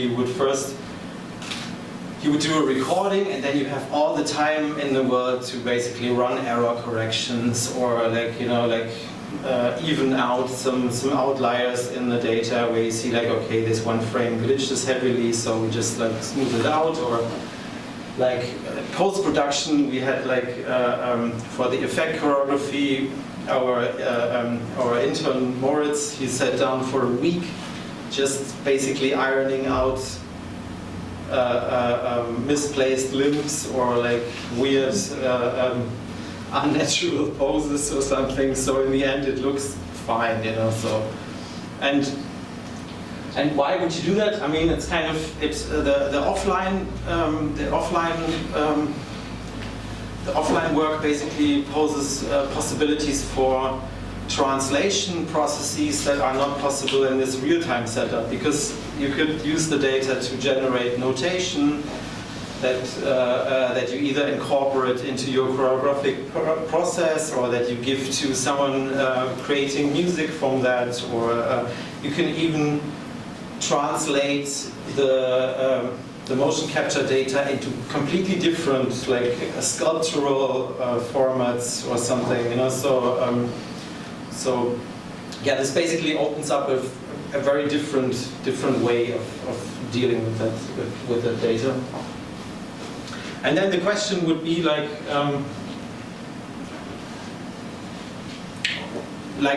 what do you want to get from this data? I mean, what is your specific use case? What is your priority? What are you looking for in this digital approximation of what's going on there? So basically, there's a topic of analysis that we briefly touched before, and because from the motion capture system just gives you 27 key points by three positions, then maybe you have rotation vectors, so you end up with a lot of numbers and probably 50 of those per second. So that's just a lot of garbage in the end. If you want to map that to something, it's just too much. It's also too complex to think about it in a conceptual way, because it's very complex pattern of very meaningless numbers in a way. So you maybe want to think about analysis operations that you run on this data, statistical observations, for example, what is the expansion in that moment, or what is the contraction, or what is the velocity in space, the travel distance, the travel speed, or what are relationships between certain key points at certain points in time. So you could just basically draw a line between these hands and then play with that line, So, and you can also do this in the computer basically, and the benefit is that you end up with way less numbers. So you have maybe some velocity value that goes up and down over time, and you have that maybe with two performers, and immediately you can even just plot it as a graph, and you see visual patterns, or rhythms or something. So, but that's very specific to what are you doing with the data. It's kind of is it a sonification? Is it a visualization? So yeah, so it's really important to think about that basically this skeleton data is not that nice to work with in a creative way, I would say, aside from puppeteering. And I mean, that's, yeah, signatures, that's basically reducing the data and then looking at constellations of reduced data points developing over time. And then you can maybe see that this form of collective movement, for example, produces these like signatures, and another produces a different set. And then to that you can even map certain changes in, I don't know, lighting or whatever. Like, so, yeah, and then, like I touched on that earlier, like the fusion of different methods, like that's, you can use this to stabilize your data, like error correct one towards the other, but you can also, I mean, look at certain things like how is the volume changing in relation to velocity in space or something. So really you have to play with the numbers anyway. I mean, like it's mostly very simple math actually. And another thing that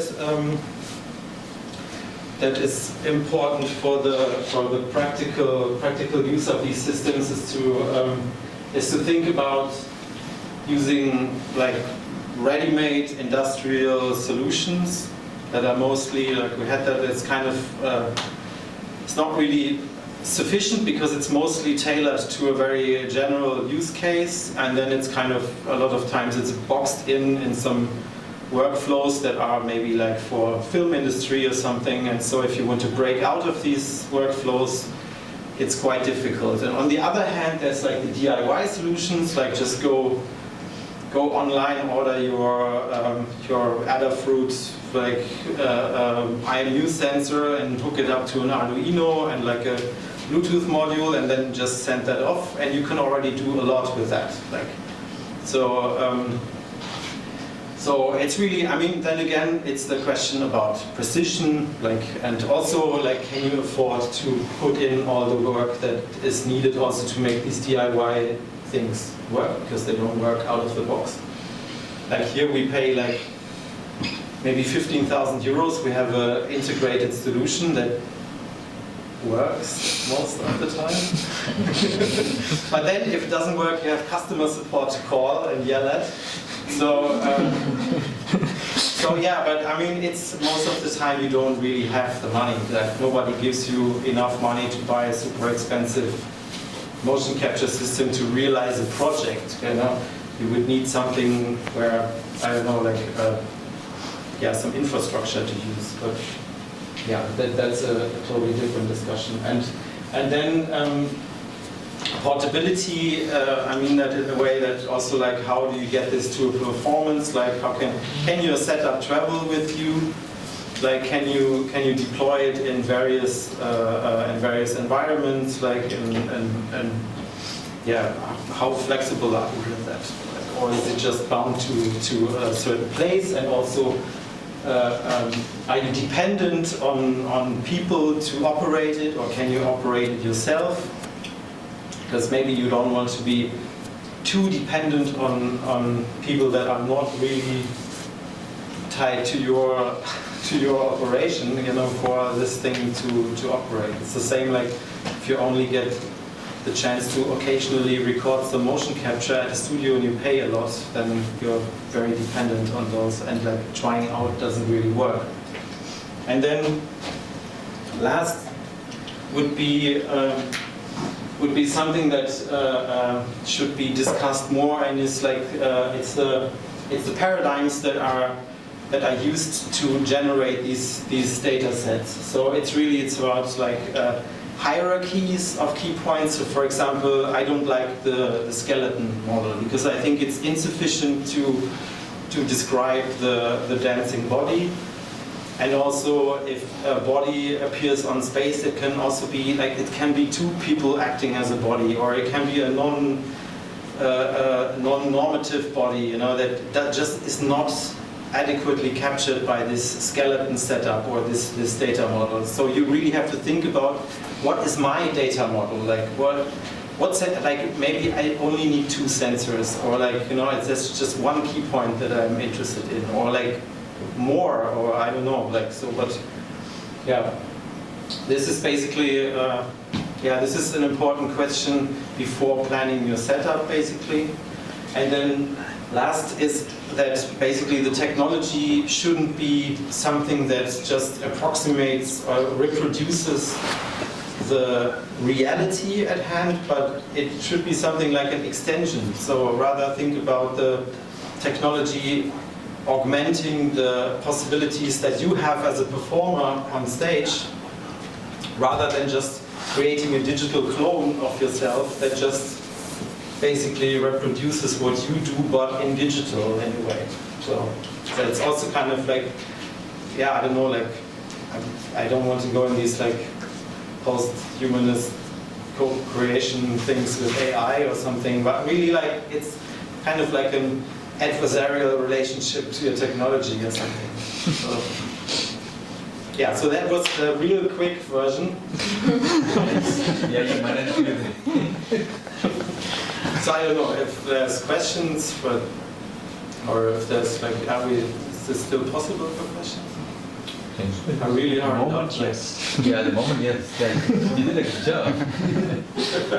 Yeah, because this morning I used like 200% of my talking time. We just changed. Yeah. So, I mean, you know, also ask me later or tomorrow. While I'm setting up, like we can, if we have some question, maybe I will just set up my computer. Yeah. If there are questions. Yes. It's not a question. I'd like to ask you if you have any visual example of signature. Is a kind of data. We saw before, right? A bit some signatures, like this circle. Yeah, it's kind of the different visual representations of different parts. Okay. I mean, this is kind of like, these were visualized for a human to look at, but you can also kind of formulate these types of signatures in an abstract, datafied way for a machine to look at that, you know. So it's really just more about arriving at more concrete things to conceptualize around, you know. So because like a hand position is less valuable, I think, than like a dynamic that this hand performs at a certain point in time or over a certain period of time. So it's just to arrive at factors that are better to compose from in a way. So it's even, or maybe looking at it like phrases in music as opposed to just notes, or you know. So like producing, classifying, and then mapping.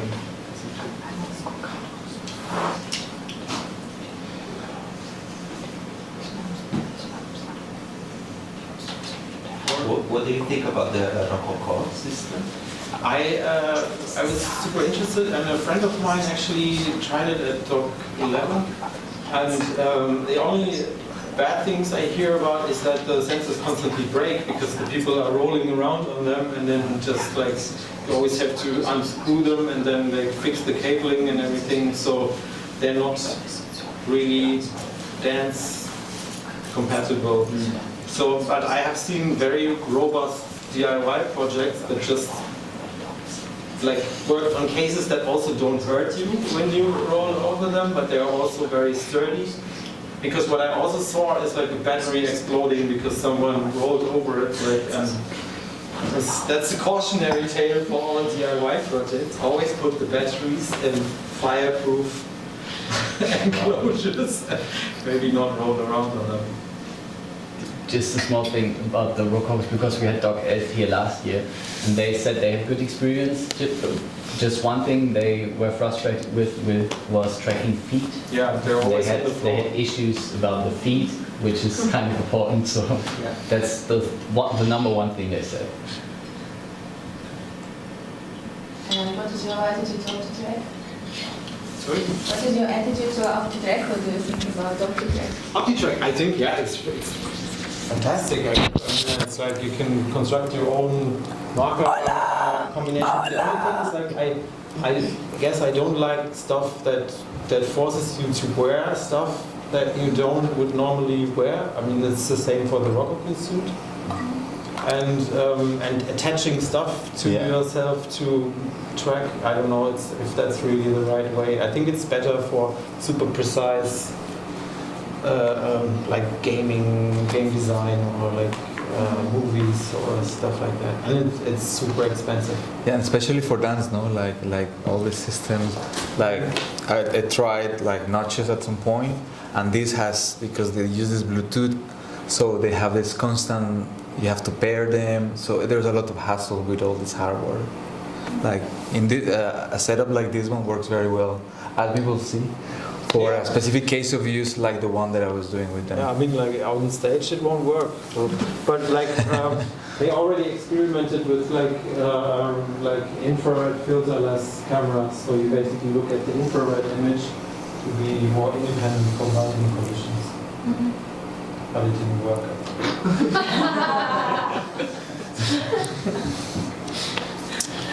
Okay. So. Hi, I'm Jorge. Okay. So before we dive deep into anything else, I would like to invite you to consider the following statement for a second.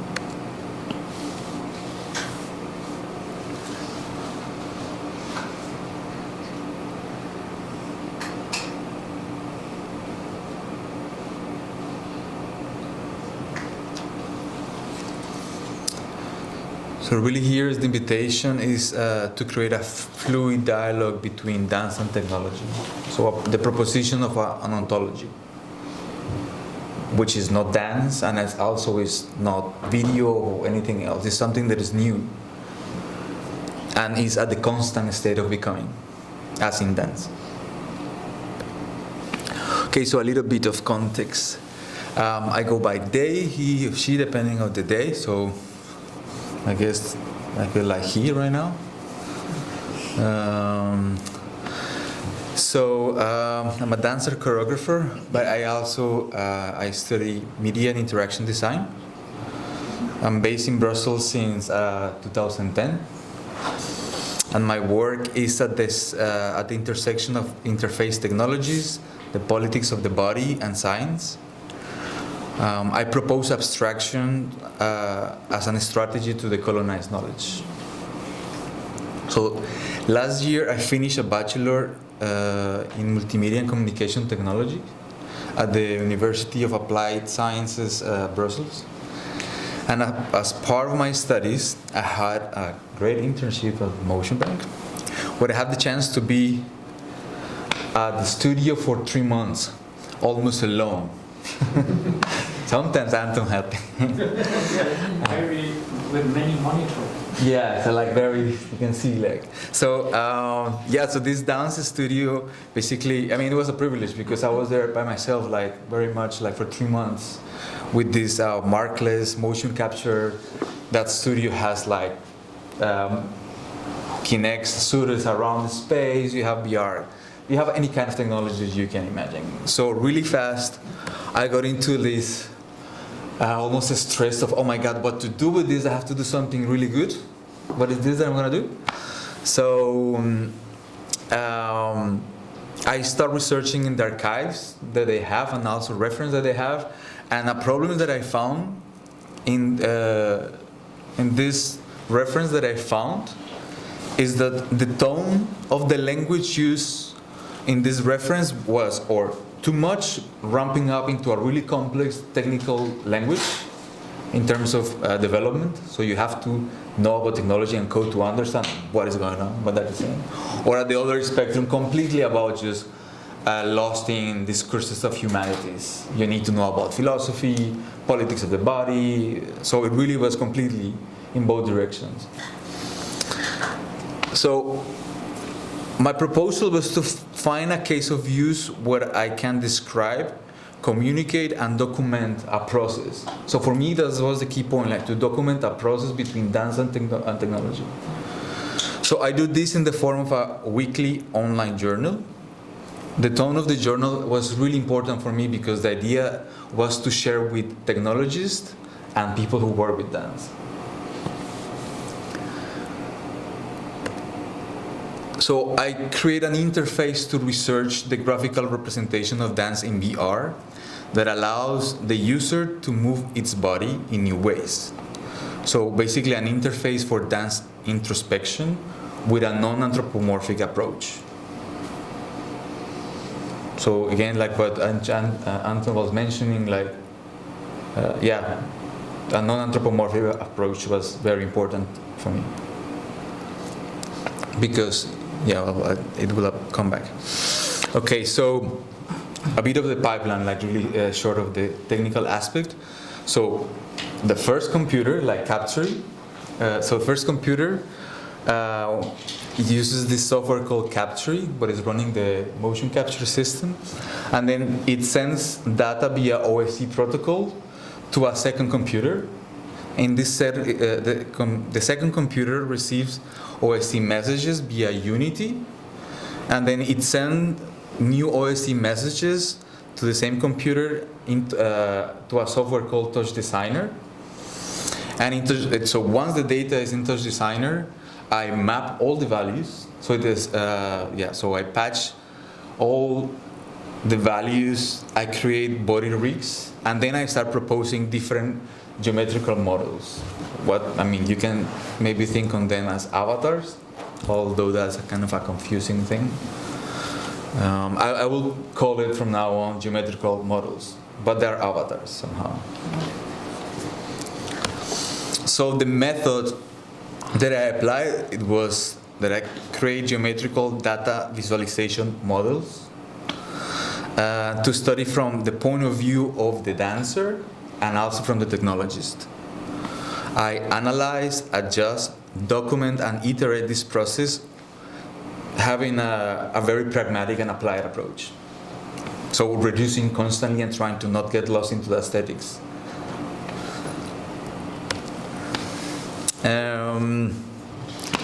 So for me it was clear at the early stage in the research that I wanted to work towards a tool for dance improvisation rather than a compositional one or a choreographic one. And I think that's clear in the work of Foresight, improvisation technologies versus one flat thing reproduced.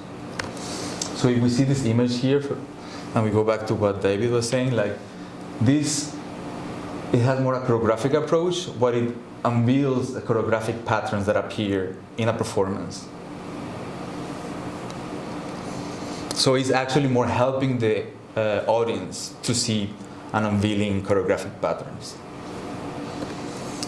On the other hand, improvisation technologies is a tool for dance improvisation that communicates ideas about relations in the body. And something that maybe I didn't comment this morning, but I found in terms of data visualization is that lines suggest motion because they are bidirectional, but points are really abstract. Once you start thinking in what is the model that I need to create, a model, like in Touch Designer, you cannot just create a point. That's just a reference point to construct something else. And lines they propose motion because they are bidirectional. So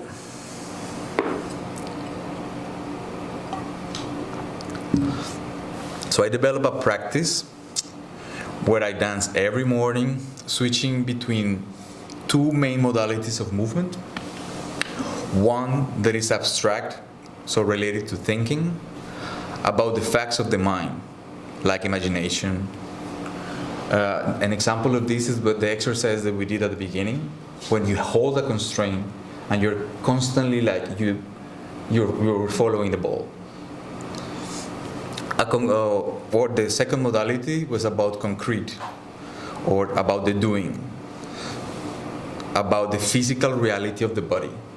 So more the phenomenological aspect of the body, about the sensible experience. The example is when you get engaged with the whole body and try to go into the flow of the motion.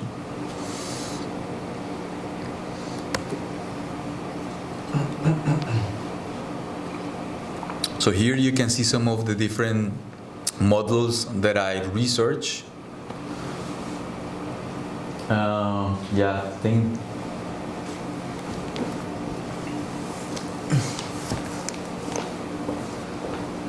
So here, I guess, is the diamond, no? Where the feet are the bottom, this thing are here, my head is the point. I think that is self-explanatory. And the one you cannot see really well is this one. These were triangles like my head, my feet, and my arm. Yeah, so, or this. Yeah.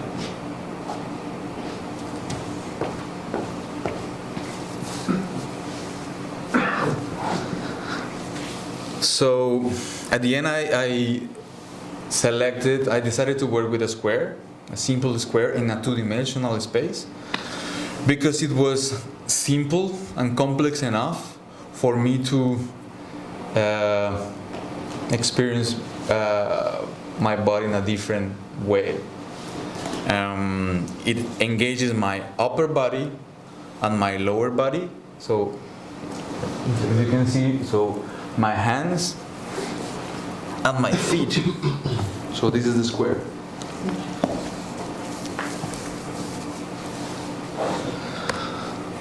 Okay, in time.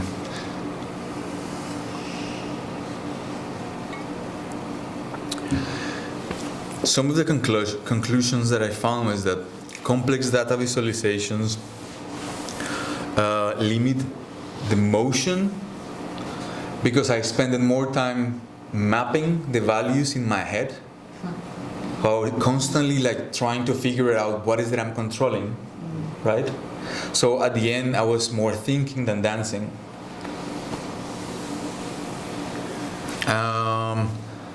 A non-anthropomorphic approach allowed me to experience a new body that is different from my physical reality, the one that I'm carrying every day. If so, there is exploration and agency in movement. I can move my body in new ways. So one of the things that happens from the beginning that it never changes was that the process of the motion capture system as a dancer was really pragmatic and cold. So I thought at the beginning that might get better in time, so that I will get more used to go there and do the whole process of being effective, like now, because it's very expensive in different ways to have it ready for you to dance now, so you have to deliver now. That hypothesis that I put at the beginning, I thought if I do certain things, it should change at the end. The conclusion I found at the end was that it was just part of the practice. So I found strategies to cope somehow with that feeling. So one of those that helped very much was to have a clear set of elements that was necessary for me to start a practice.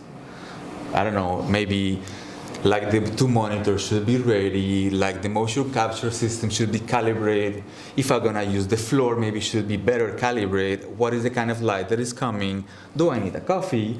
Any kind of like things that might really like disturb me at some point, because I was doing the technology and also the dancing thing.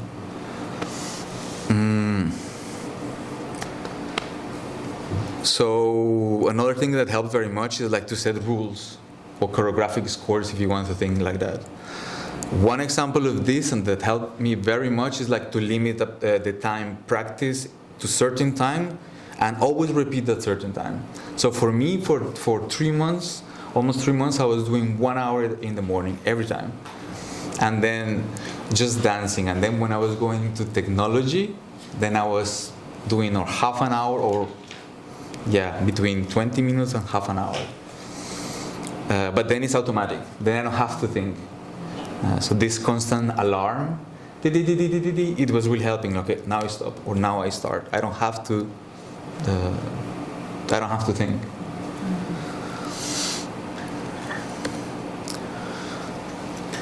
So Yeah, technological processes are time consuming and very uncertain. That was for sure.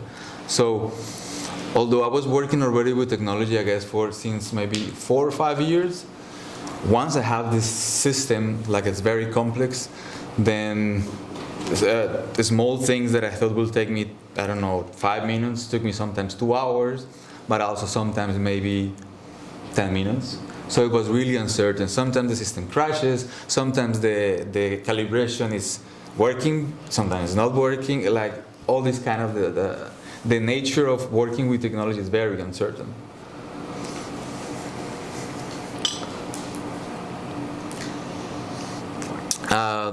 The applied approach that I used was very helpful in my case. But also it brings positive and negative things, because you are in this constant reduction and pragmatism to approaching a score. So using design iterations in a pragmatic way, where I was constantly like doing in this documentation process, like asking me why, what and how I'm doing things, was very useful. Another thing that was useful was sharing with others, because that helped to clarify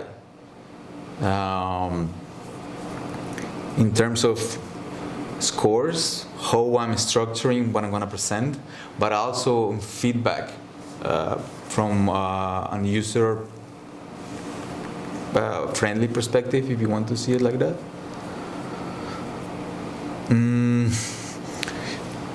And maybe the one that we were trying to dive into at the beginning with the analog VR was this idea of an aesthetics. The sensibility of the aesthetic is really important. It was really important in the work. So the use of aesthetics, the use of aesthetic layers added levels of sensible complexity.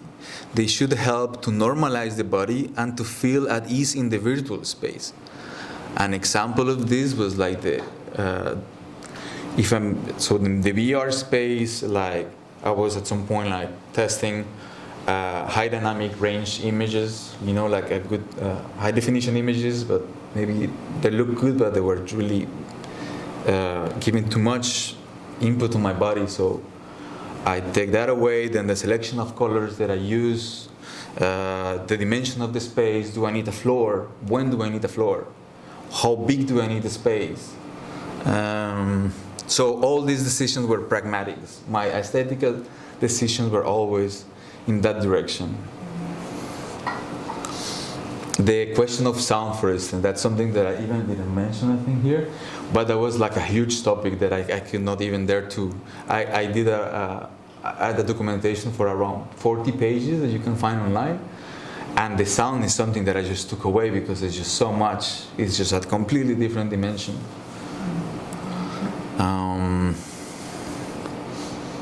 Especially in my case, where I'm trying to research in this academic fashion. So to close, I think I'm trying to underline that working with the body and technology presents the possibility to explore rigid binary systems with an ontological approach. So establishing a glitching, and I think that's really important to underline this because also Anton was introducing this idea that establishing a glitching dialogue between what is possible and what is not. So really like to get in a way, at least in my case, to suffer with the technology, because now we're gonna try, and you will see that sometimes it's not working. We have to see. You will try it now. So nevertheless, this is possible only after I have a reliable technical system. This is not possible to go into that realm of like start going if I don't have a system that I can rely on. Once the system is set, a disruptive dialogue can start. Without a system, I cannot enter into all these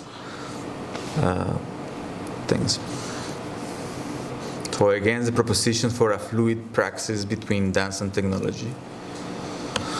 So thank you, and if there are some questions, also in that QR code you can access the research You can also leave comments, that will be great. If you leave some comments. If you guys have some specific questions.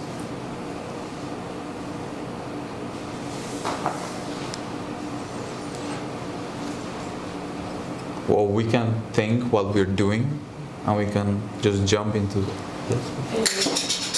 Can you show some of your excerpts from your projects? some of This VR? but you will see it I mean once we finish the presentation we just go into the VR, you will experience it. Okay. That's Maybe we take a minute so I can recalibrate it? Yes. Or like, Yeah. last time we had this first dropout. but so meanwhile maybe I can show you some of the images from Yeah. I think it would be good if we sort of move into this space here. to clear that space for the one person who can try the VR glasses and can be tracked. And I think, but you're also invited to come here, and we can also take a look at how, at the setting and.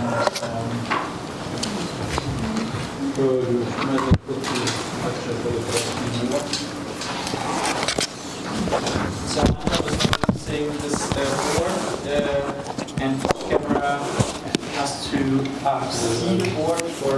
Sorry. Exactly. You have to make sure each camera. That's also the camera.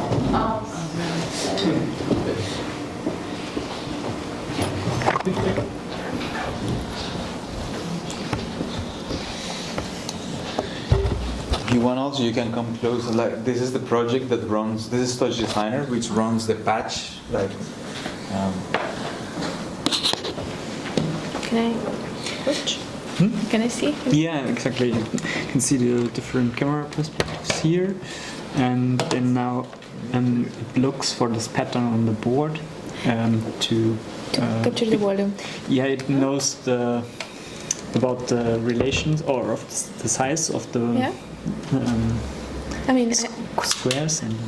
I have some years experience with OptiTrack, so Sorry. so it's like It's always different how I mean I'm also not so much. what is that? Yeah, I think it does. Should go away as soon as he's done with the calibration. These are again the camera perspectives. So it's like really setting the interactive volume, right? It's setting up the interactive volume. Yeah. Okay. Yeah. So it has an understanding of the proportions and relations of the cameras. And this delay is. It's just because we are looking at all the cameras at the same time. If you will see if we go. Okay. It's not in the data. Okay. Yeah. It's a question of displaying the videos and streams at the same time. What's it doing? This is the status feedback. Yeah, I think it's good. Yes.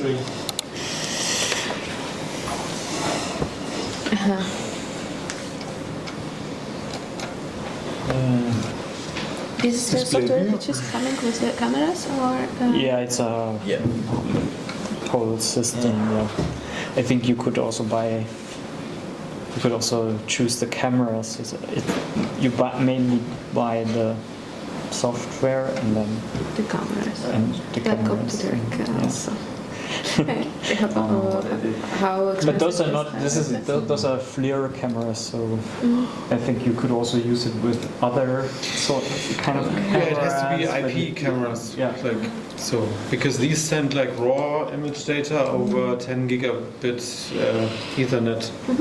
So now, we have a nice error margin, like 1.7 millimeter, and now you're setting the origin of the coordinate system. So you have like the y-axis, x-axis, and the z-axis. You place the board, then you set the floor, and then you get your zero, basically. So if I move here and I have like a tracking position, then it always measures from here. And also that will be relative to Touch Designer. So the X and Y and Z position will be relative to the avatar that I'm creating.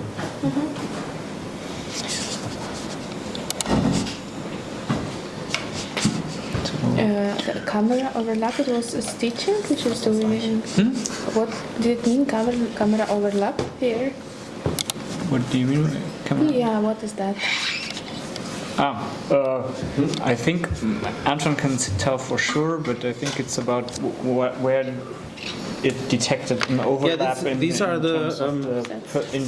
of the perspective. These are the board detections, basically. And No, but the camera overlap was. yeah, this is like you see 4 and there's 5 have shared some like perspective. this is camera 2, and it has a bad overlap with 3, but a good overlap with 4, and a so-so overlap with 7 and 9.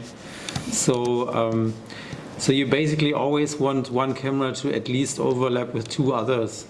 So a triangulation is possible. Okay, so, that's what I- but they don't all have to overlap, obviously, because you can have like a large room where not all cameras see what the others see. I see. So now you can go to track and then. Easy. Tutto è più facile. That's right. Australian flag on there. Tutto è più facile. Only in Italy.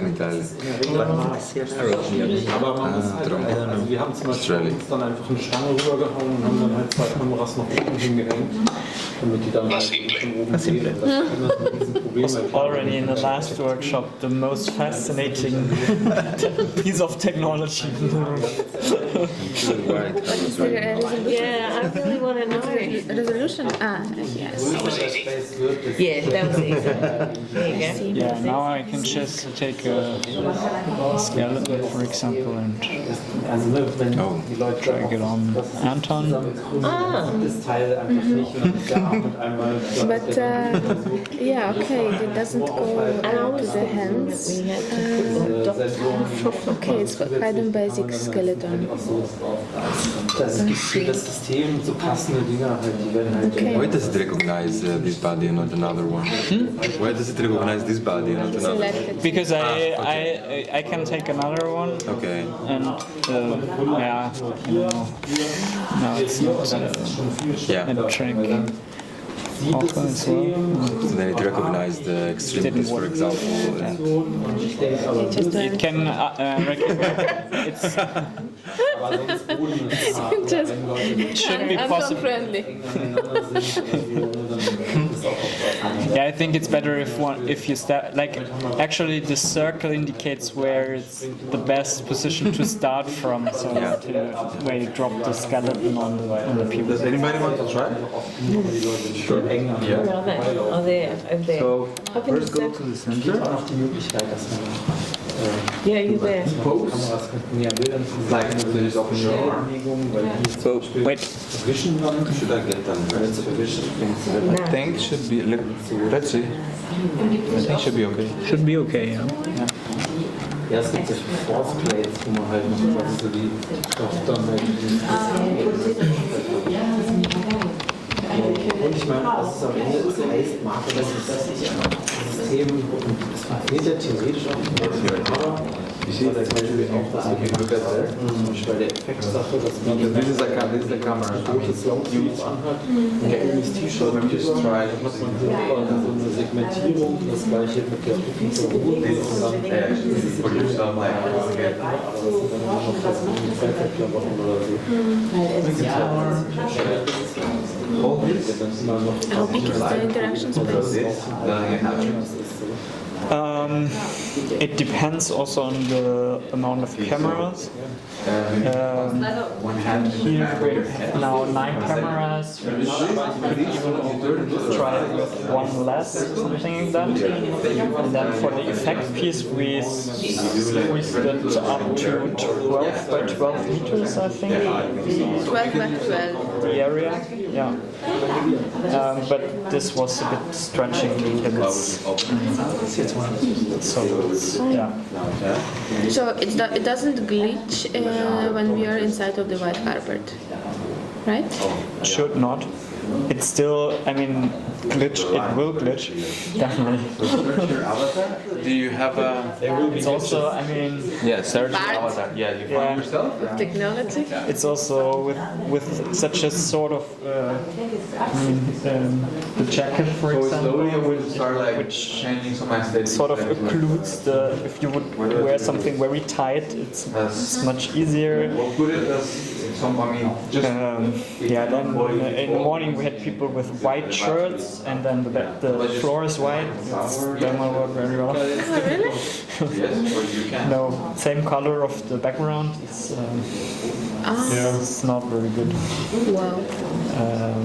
Yeah, so there are constraints. Definitely. Yeah, but I mean, there's always the possibilities to support it. Like with IMUs, like like Bluetooth transmitting sensors on your wrists, then it gets fused by the system. So Capture supports like some sort of like readily available something IMU happened. sensor, and then you can like stabilize your data if your visual conditions are not really perfect. Is it also so expensive? Like more than Yeah. No, the sensors, I mean, yeah, it's define expensive. I mean, they're like kind of, I think 300 something each. So, no, the sensors. So, the software is, I think, a year, they have a yearly license model. I didn't know it. I guess like, I think 2,000 a year or something. And then also you need like a very, devoted computer? yeah. So in total, I think nowadays it will probably set you back about like 15,000 or something. Which is less than OptiTrack, but still kind of a lot. When you're like applying for project funding and you say like, hey, I want to have 15,000 for a motion capture system. And they're like, So sometimes where you look at this page, it's like there are some walls, some orange walls. Yeah, so we had it like earlier that would be actually nice. Well, it would be something But then you know that like a publicly funded infrastructure. for the rest, like you ask you I mean, we also have this thing that basically when if someone contacts us and asks like, digitized by choreography or something, you can explore the space.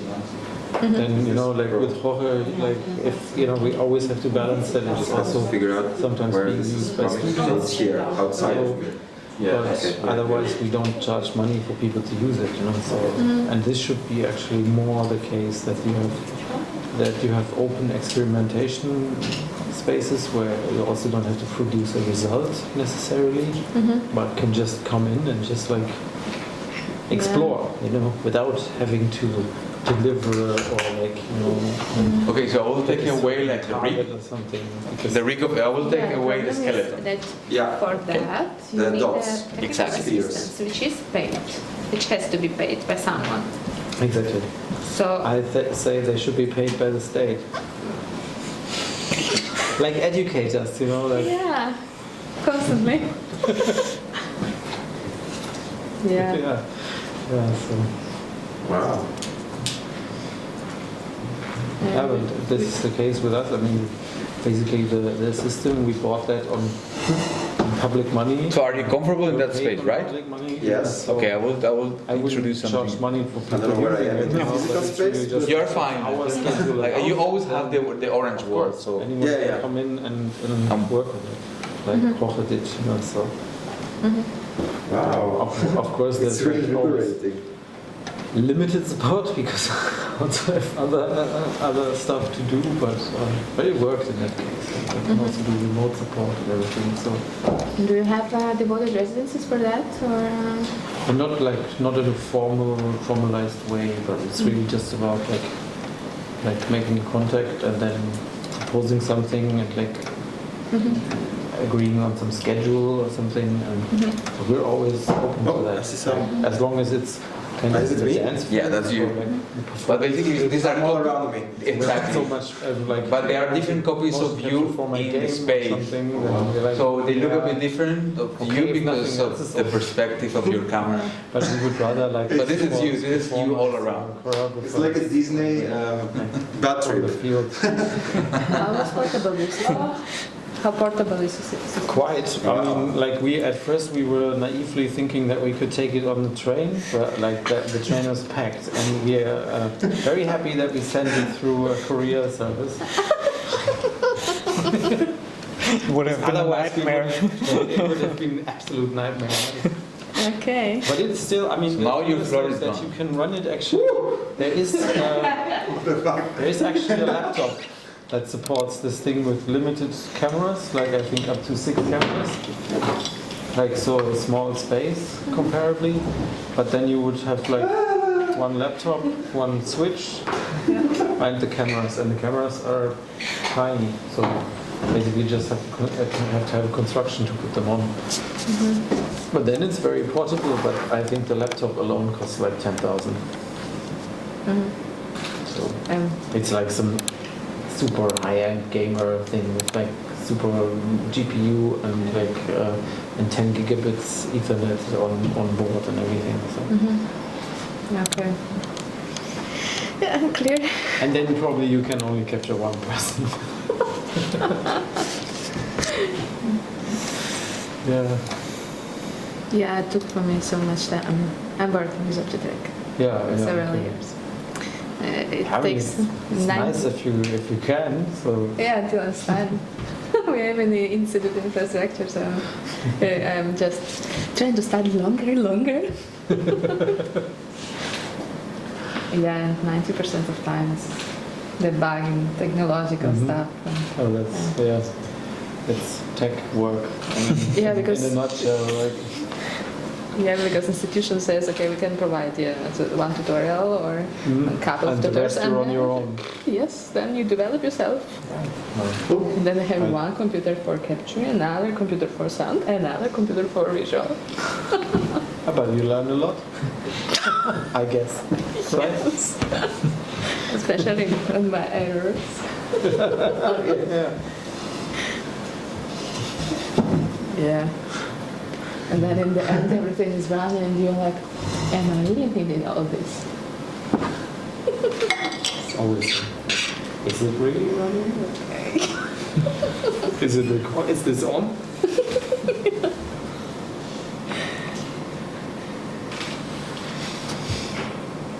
Yeah, here the thing is that you can also basically for effect we had to trick the system in a way because like it's only spec for 3 people. That's what they guaranteed us. It is capable of tracking. Somebody else gonna try? This setup. So we had to track 5 people, which was considerably over the limit. But basically, you can adjust between low latency and less quality and high quality and high latency, and then you can even run post-processing that takes hours and re-examines the material, multipass, and and fixes errors like automatically. And so what we did was like to make it fair. record in the most shitty preset that we could muster up, like the worst accuracy. So skeletons were flying off, and then you had to drag and drop them. Like while the performers were running in circles, I was just like drag and dropping the skeletons back on. Because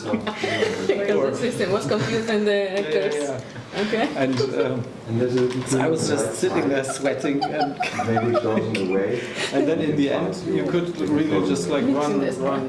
Yeah, kind of. So in the end you can error correct it. So you can run it back and forth, and then it closes holes where the skeleton flew off, and the last thing was then like tracked the manual wrong correction, person. just things that the error correction couldn't do.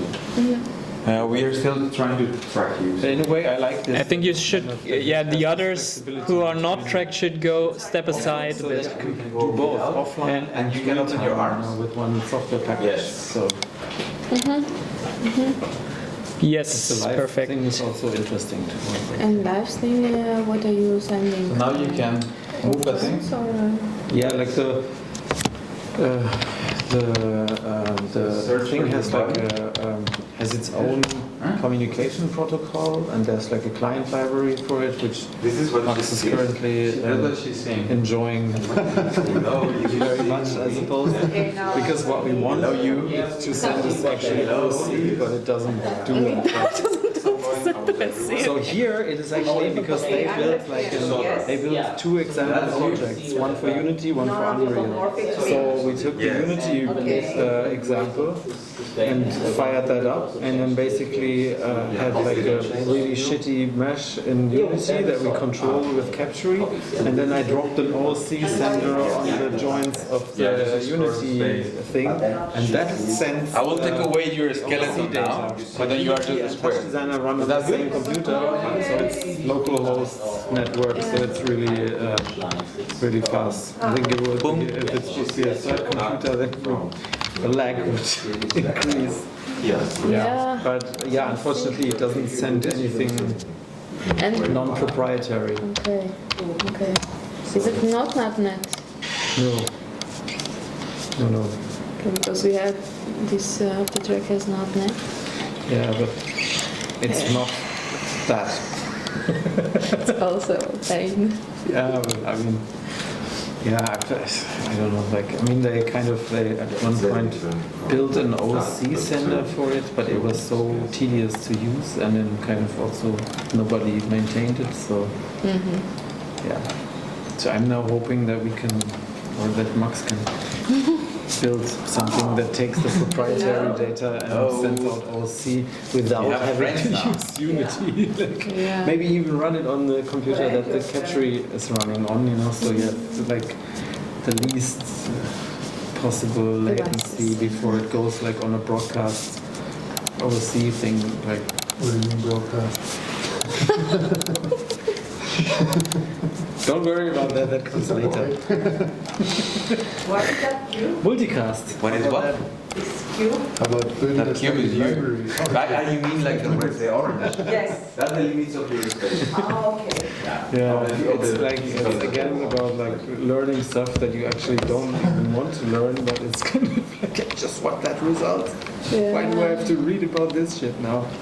Yeah, I know. It's a pain. Yeah. I was like, in my head, I'm already there, and I was like, I know what I need. Your floor is not. It's just not working. Oh. I know. Always like this.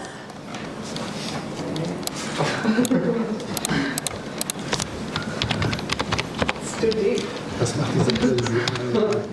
If you want your floor back, just tell me. Is it decoder? If you want your floor back, Decoder. No, it's for the R machine, the workshop for tomorrow. So Okay. I'm uploading to their platform. Because I see the normal, formats. Yeah, we can export those formats. Da macht aber nur ein Einteilung, glaube ich, irgendwie. Aber das müsstest du mit CMake einfach. CMake müsste da was eine Library. Du brauchst aber CMake. Doch. Sorry, Laptop, okay. Are you comfortable in the environment? Yes. Das ist Homebrew. Kannst einfach mit Homebrew. Habe ich Homebrew? Ja. Oder? Hoffentlich. Brew install CMake. Ansonsten, C-Line hat eine sehr gute. CMake gleich mit dabei, machst es auf, kannst direkt auf Compile klicken. So it's this in shape. I just want to Ja, dann installiere doch This is C-Line. Was their ist die Lizenz instances. dafür? Yeah. There are instances of the so like Natürlich, aber ist ja egal. Also, der Mobile ist nicht ganz so So all weil es muss this, ja nicht so all the OSCs coming here, and then I just map. Ja, ich weiß gar nicht. Sie können ja alle im Grunde dieselbe IDE. And then I just select some of the data that I need to use through a 3D space. What do you mean select? Select parts of that. So I select my arm, my two hands, my 2 feet, and then just create a model. Ansonsten ein CMake-Bild ist And einfach then here I just create instances in this space. Here. So here I define how many copies I want, and the space in between. So I think that here there are 6, so it should be 12. 12, I think, copies. So, jetzt. Ich will da hoffentlich dieses C-Mix interpretieren. Ja, im Grunde machst du jetzt nichts anderes halt. Hier ist ja schon ein Folder-Bild. Ich glaube, den hat mein Dings gerade angelegt. Ah, okay. Now what? Nee, muss ich mir gar nicht vorstellen.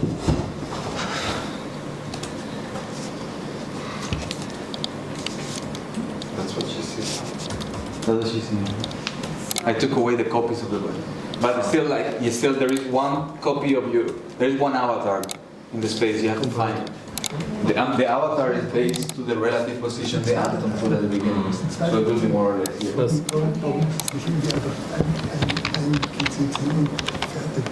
ja, weil tatsächlich erstmal deine Make-Files werden dynamisch erzeugt, weil damit quasi, wenn CMake ist ja eigentlich eine ganz coole Idee, weil wenn dein ganzer Scheiß irgendwo anders liegt oder du hast bestimmte andere Versionen von Libraries, dann sucht CMake das alles zusammen, macht dir dein Make-Files.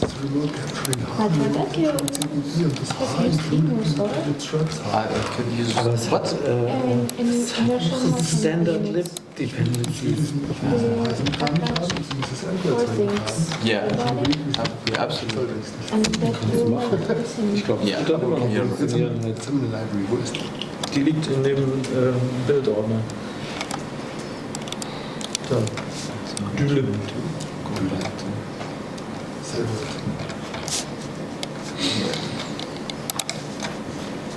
Dann schauen wir gleich mit dem anderen veränderten Beispiel zusammen. Das Ding mit Looking at the time, maybe we should change again. Ich eigentlich nicht. Das ist ja ein Don't want to interrupt your experience.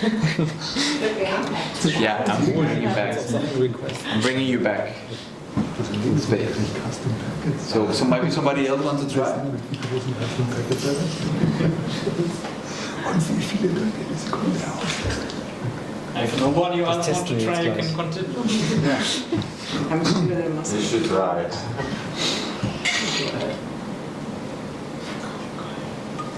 Nobody? Nobody wants to try. Try it. Anton. Can you change the That's the configuration? question. What configuration? Do you need to change the configuration of the rig? Because I thought with Anton, with the kids of Florida, You need to remember drag and drop it. the avatar was in the I think. I can't. What can I Yeah. cannot configure anything. You can. Yeah, not that. Here is The scale. to change the scale. But if you change the scale now, then the recordings will be wrecked. What are you scaling? Like to change the. The capture, then just reduce this Yeah. number. I don't even know why it's... It is giving it a challenge. That's good. Let's see.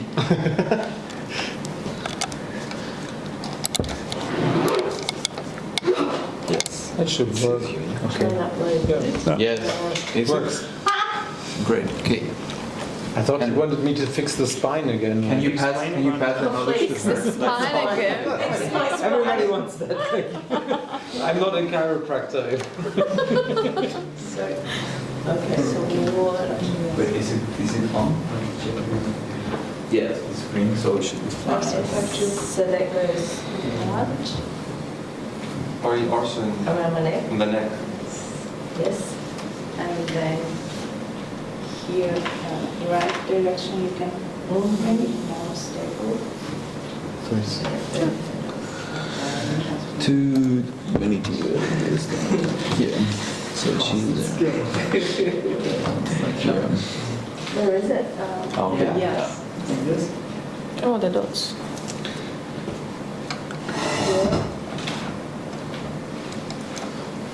This big block on there, sorry. It's this pillow thing then. Okay. Is it too tight? No, it's not too hard. Yeah, just put your finger when you're There, yeah. Okay. Aha. There we go.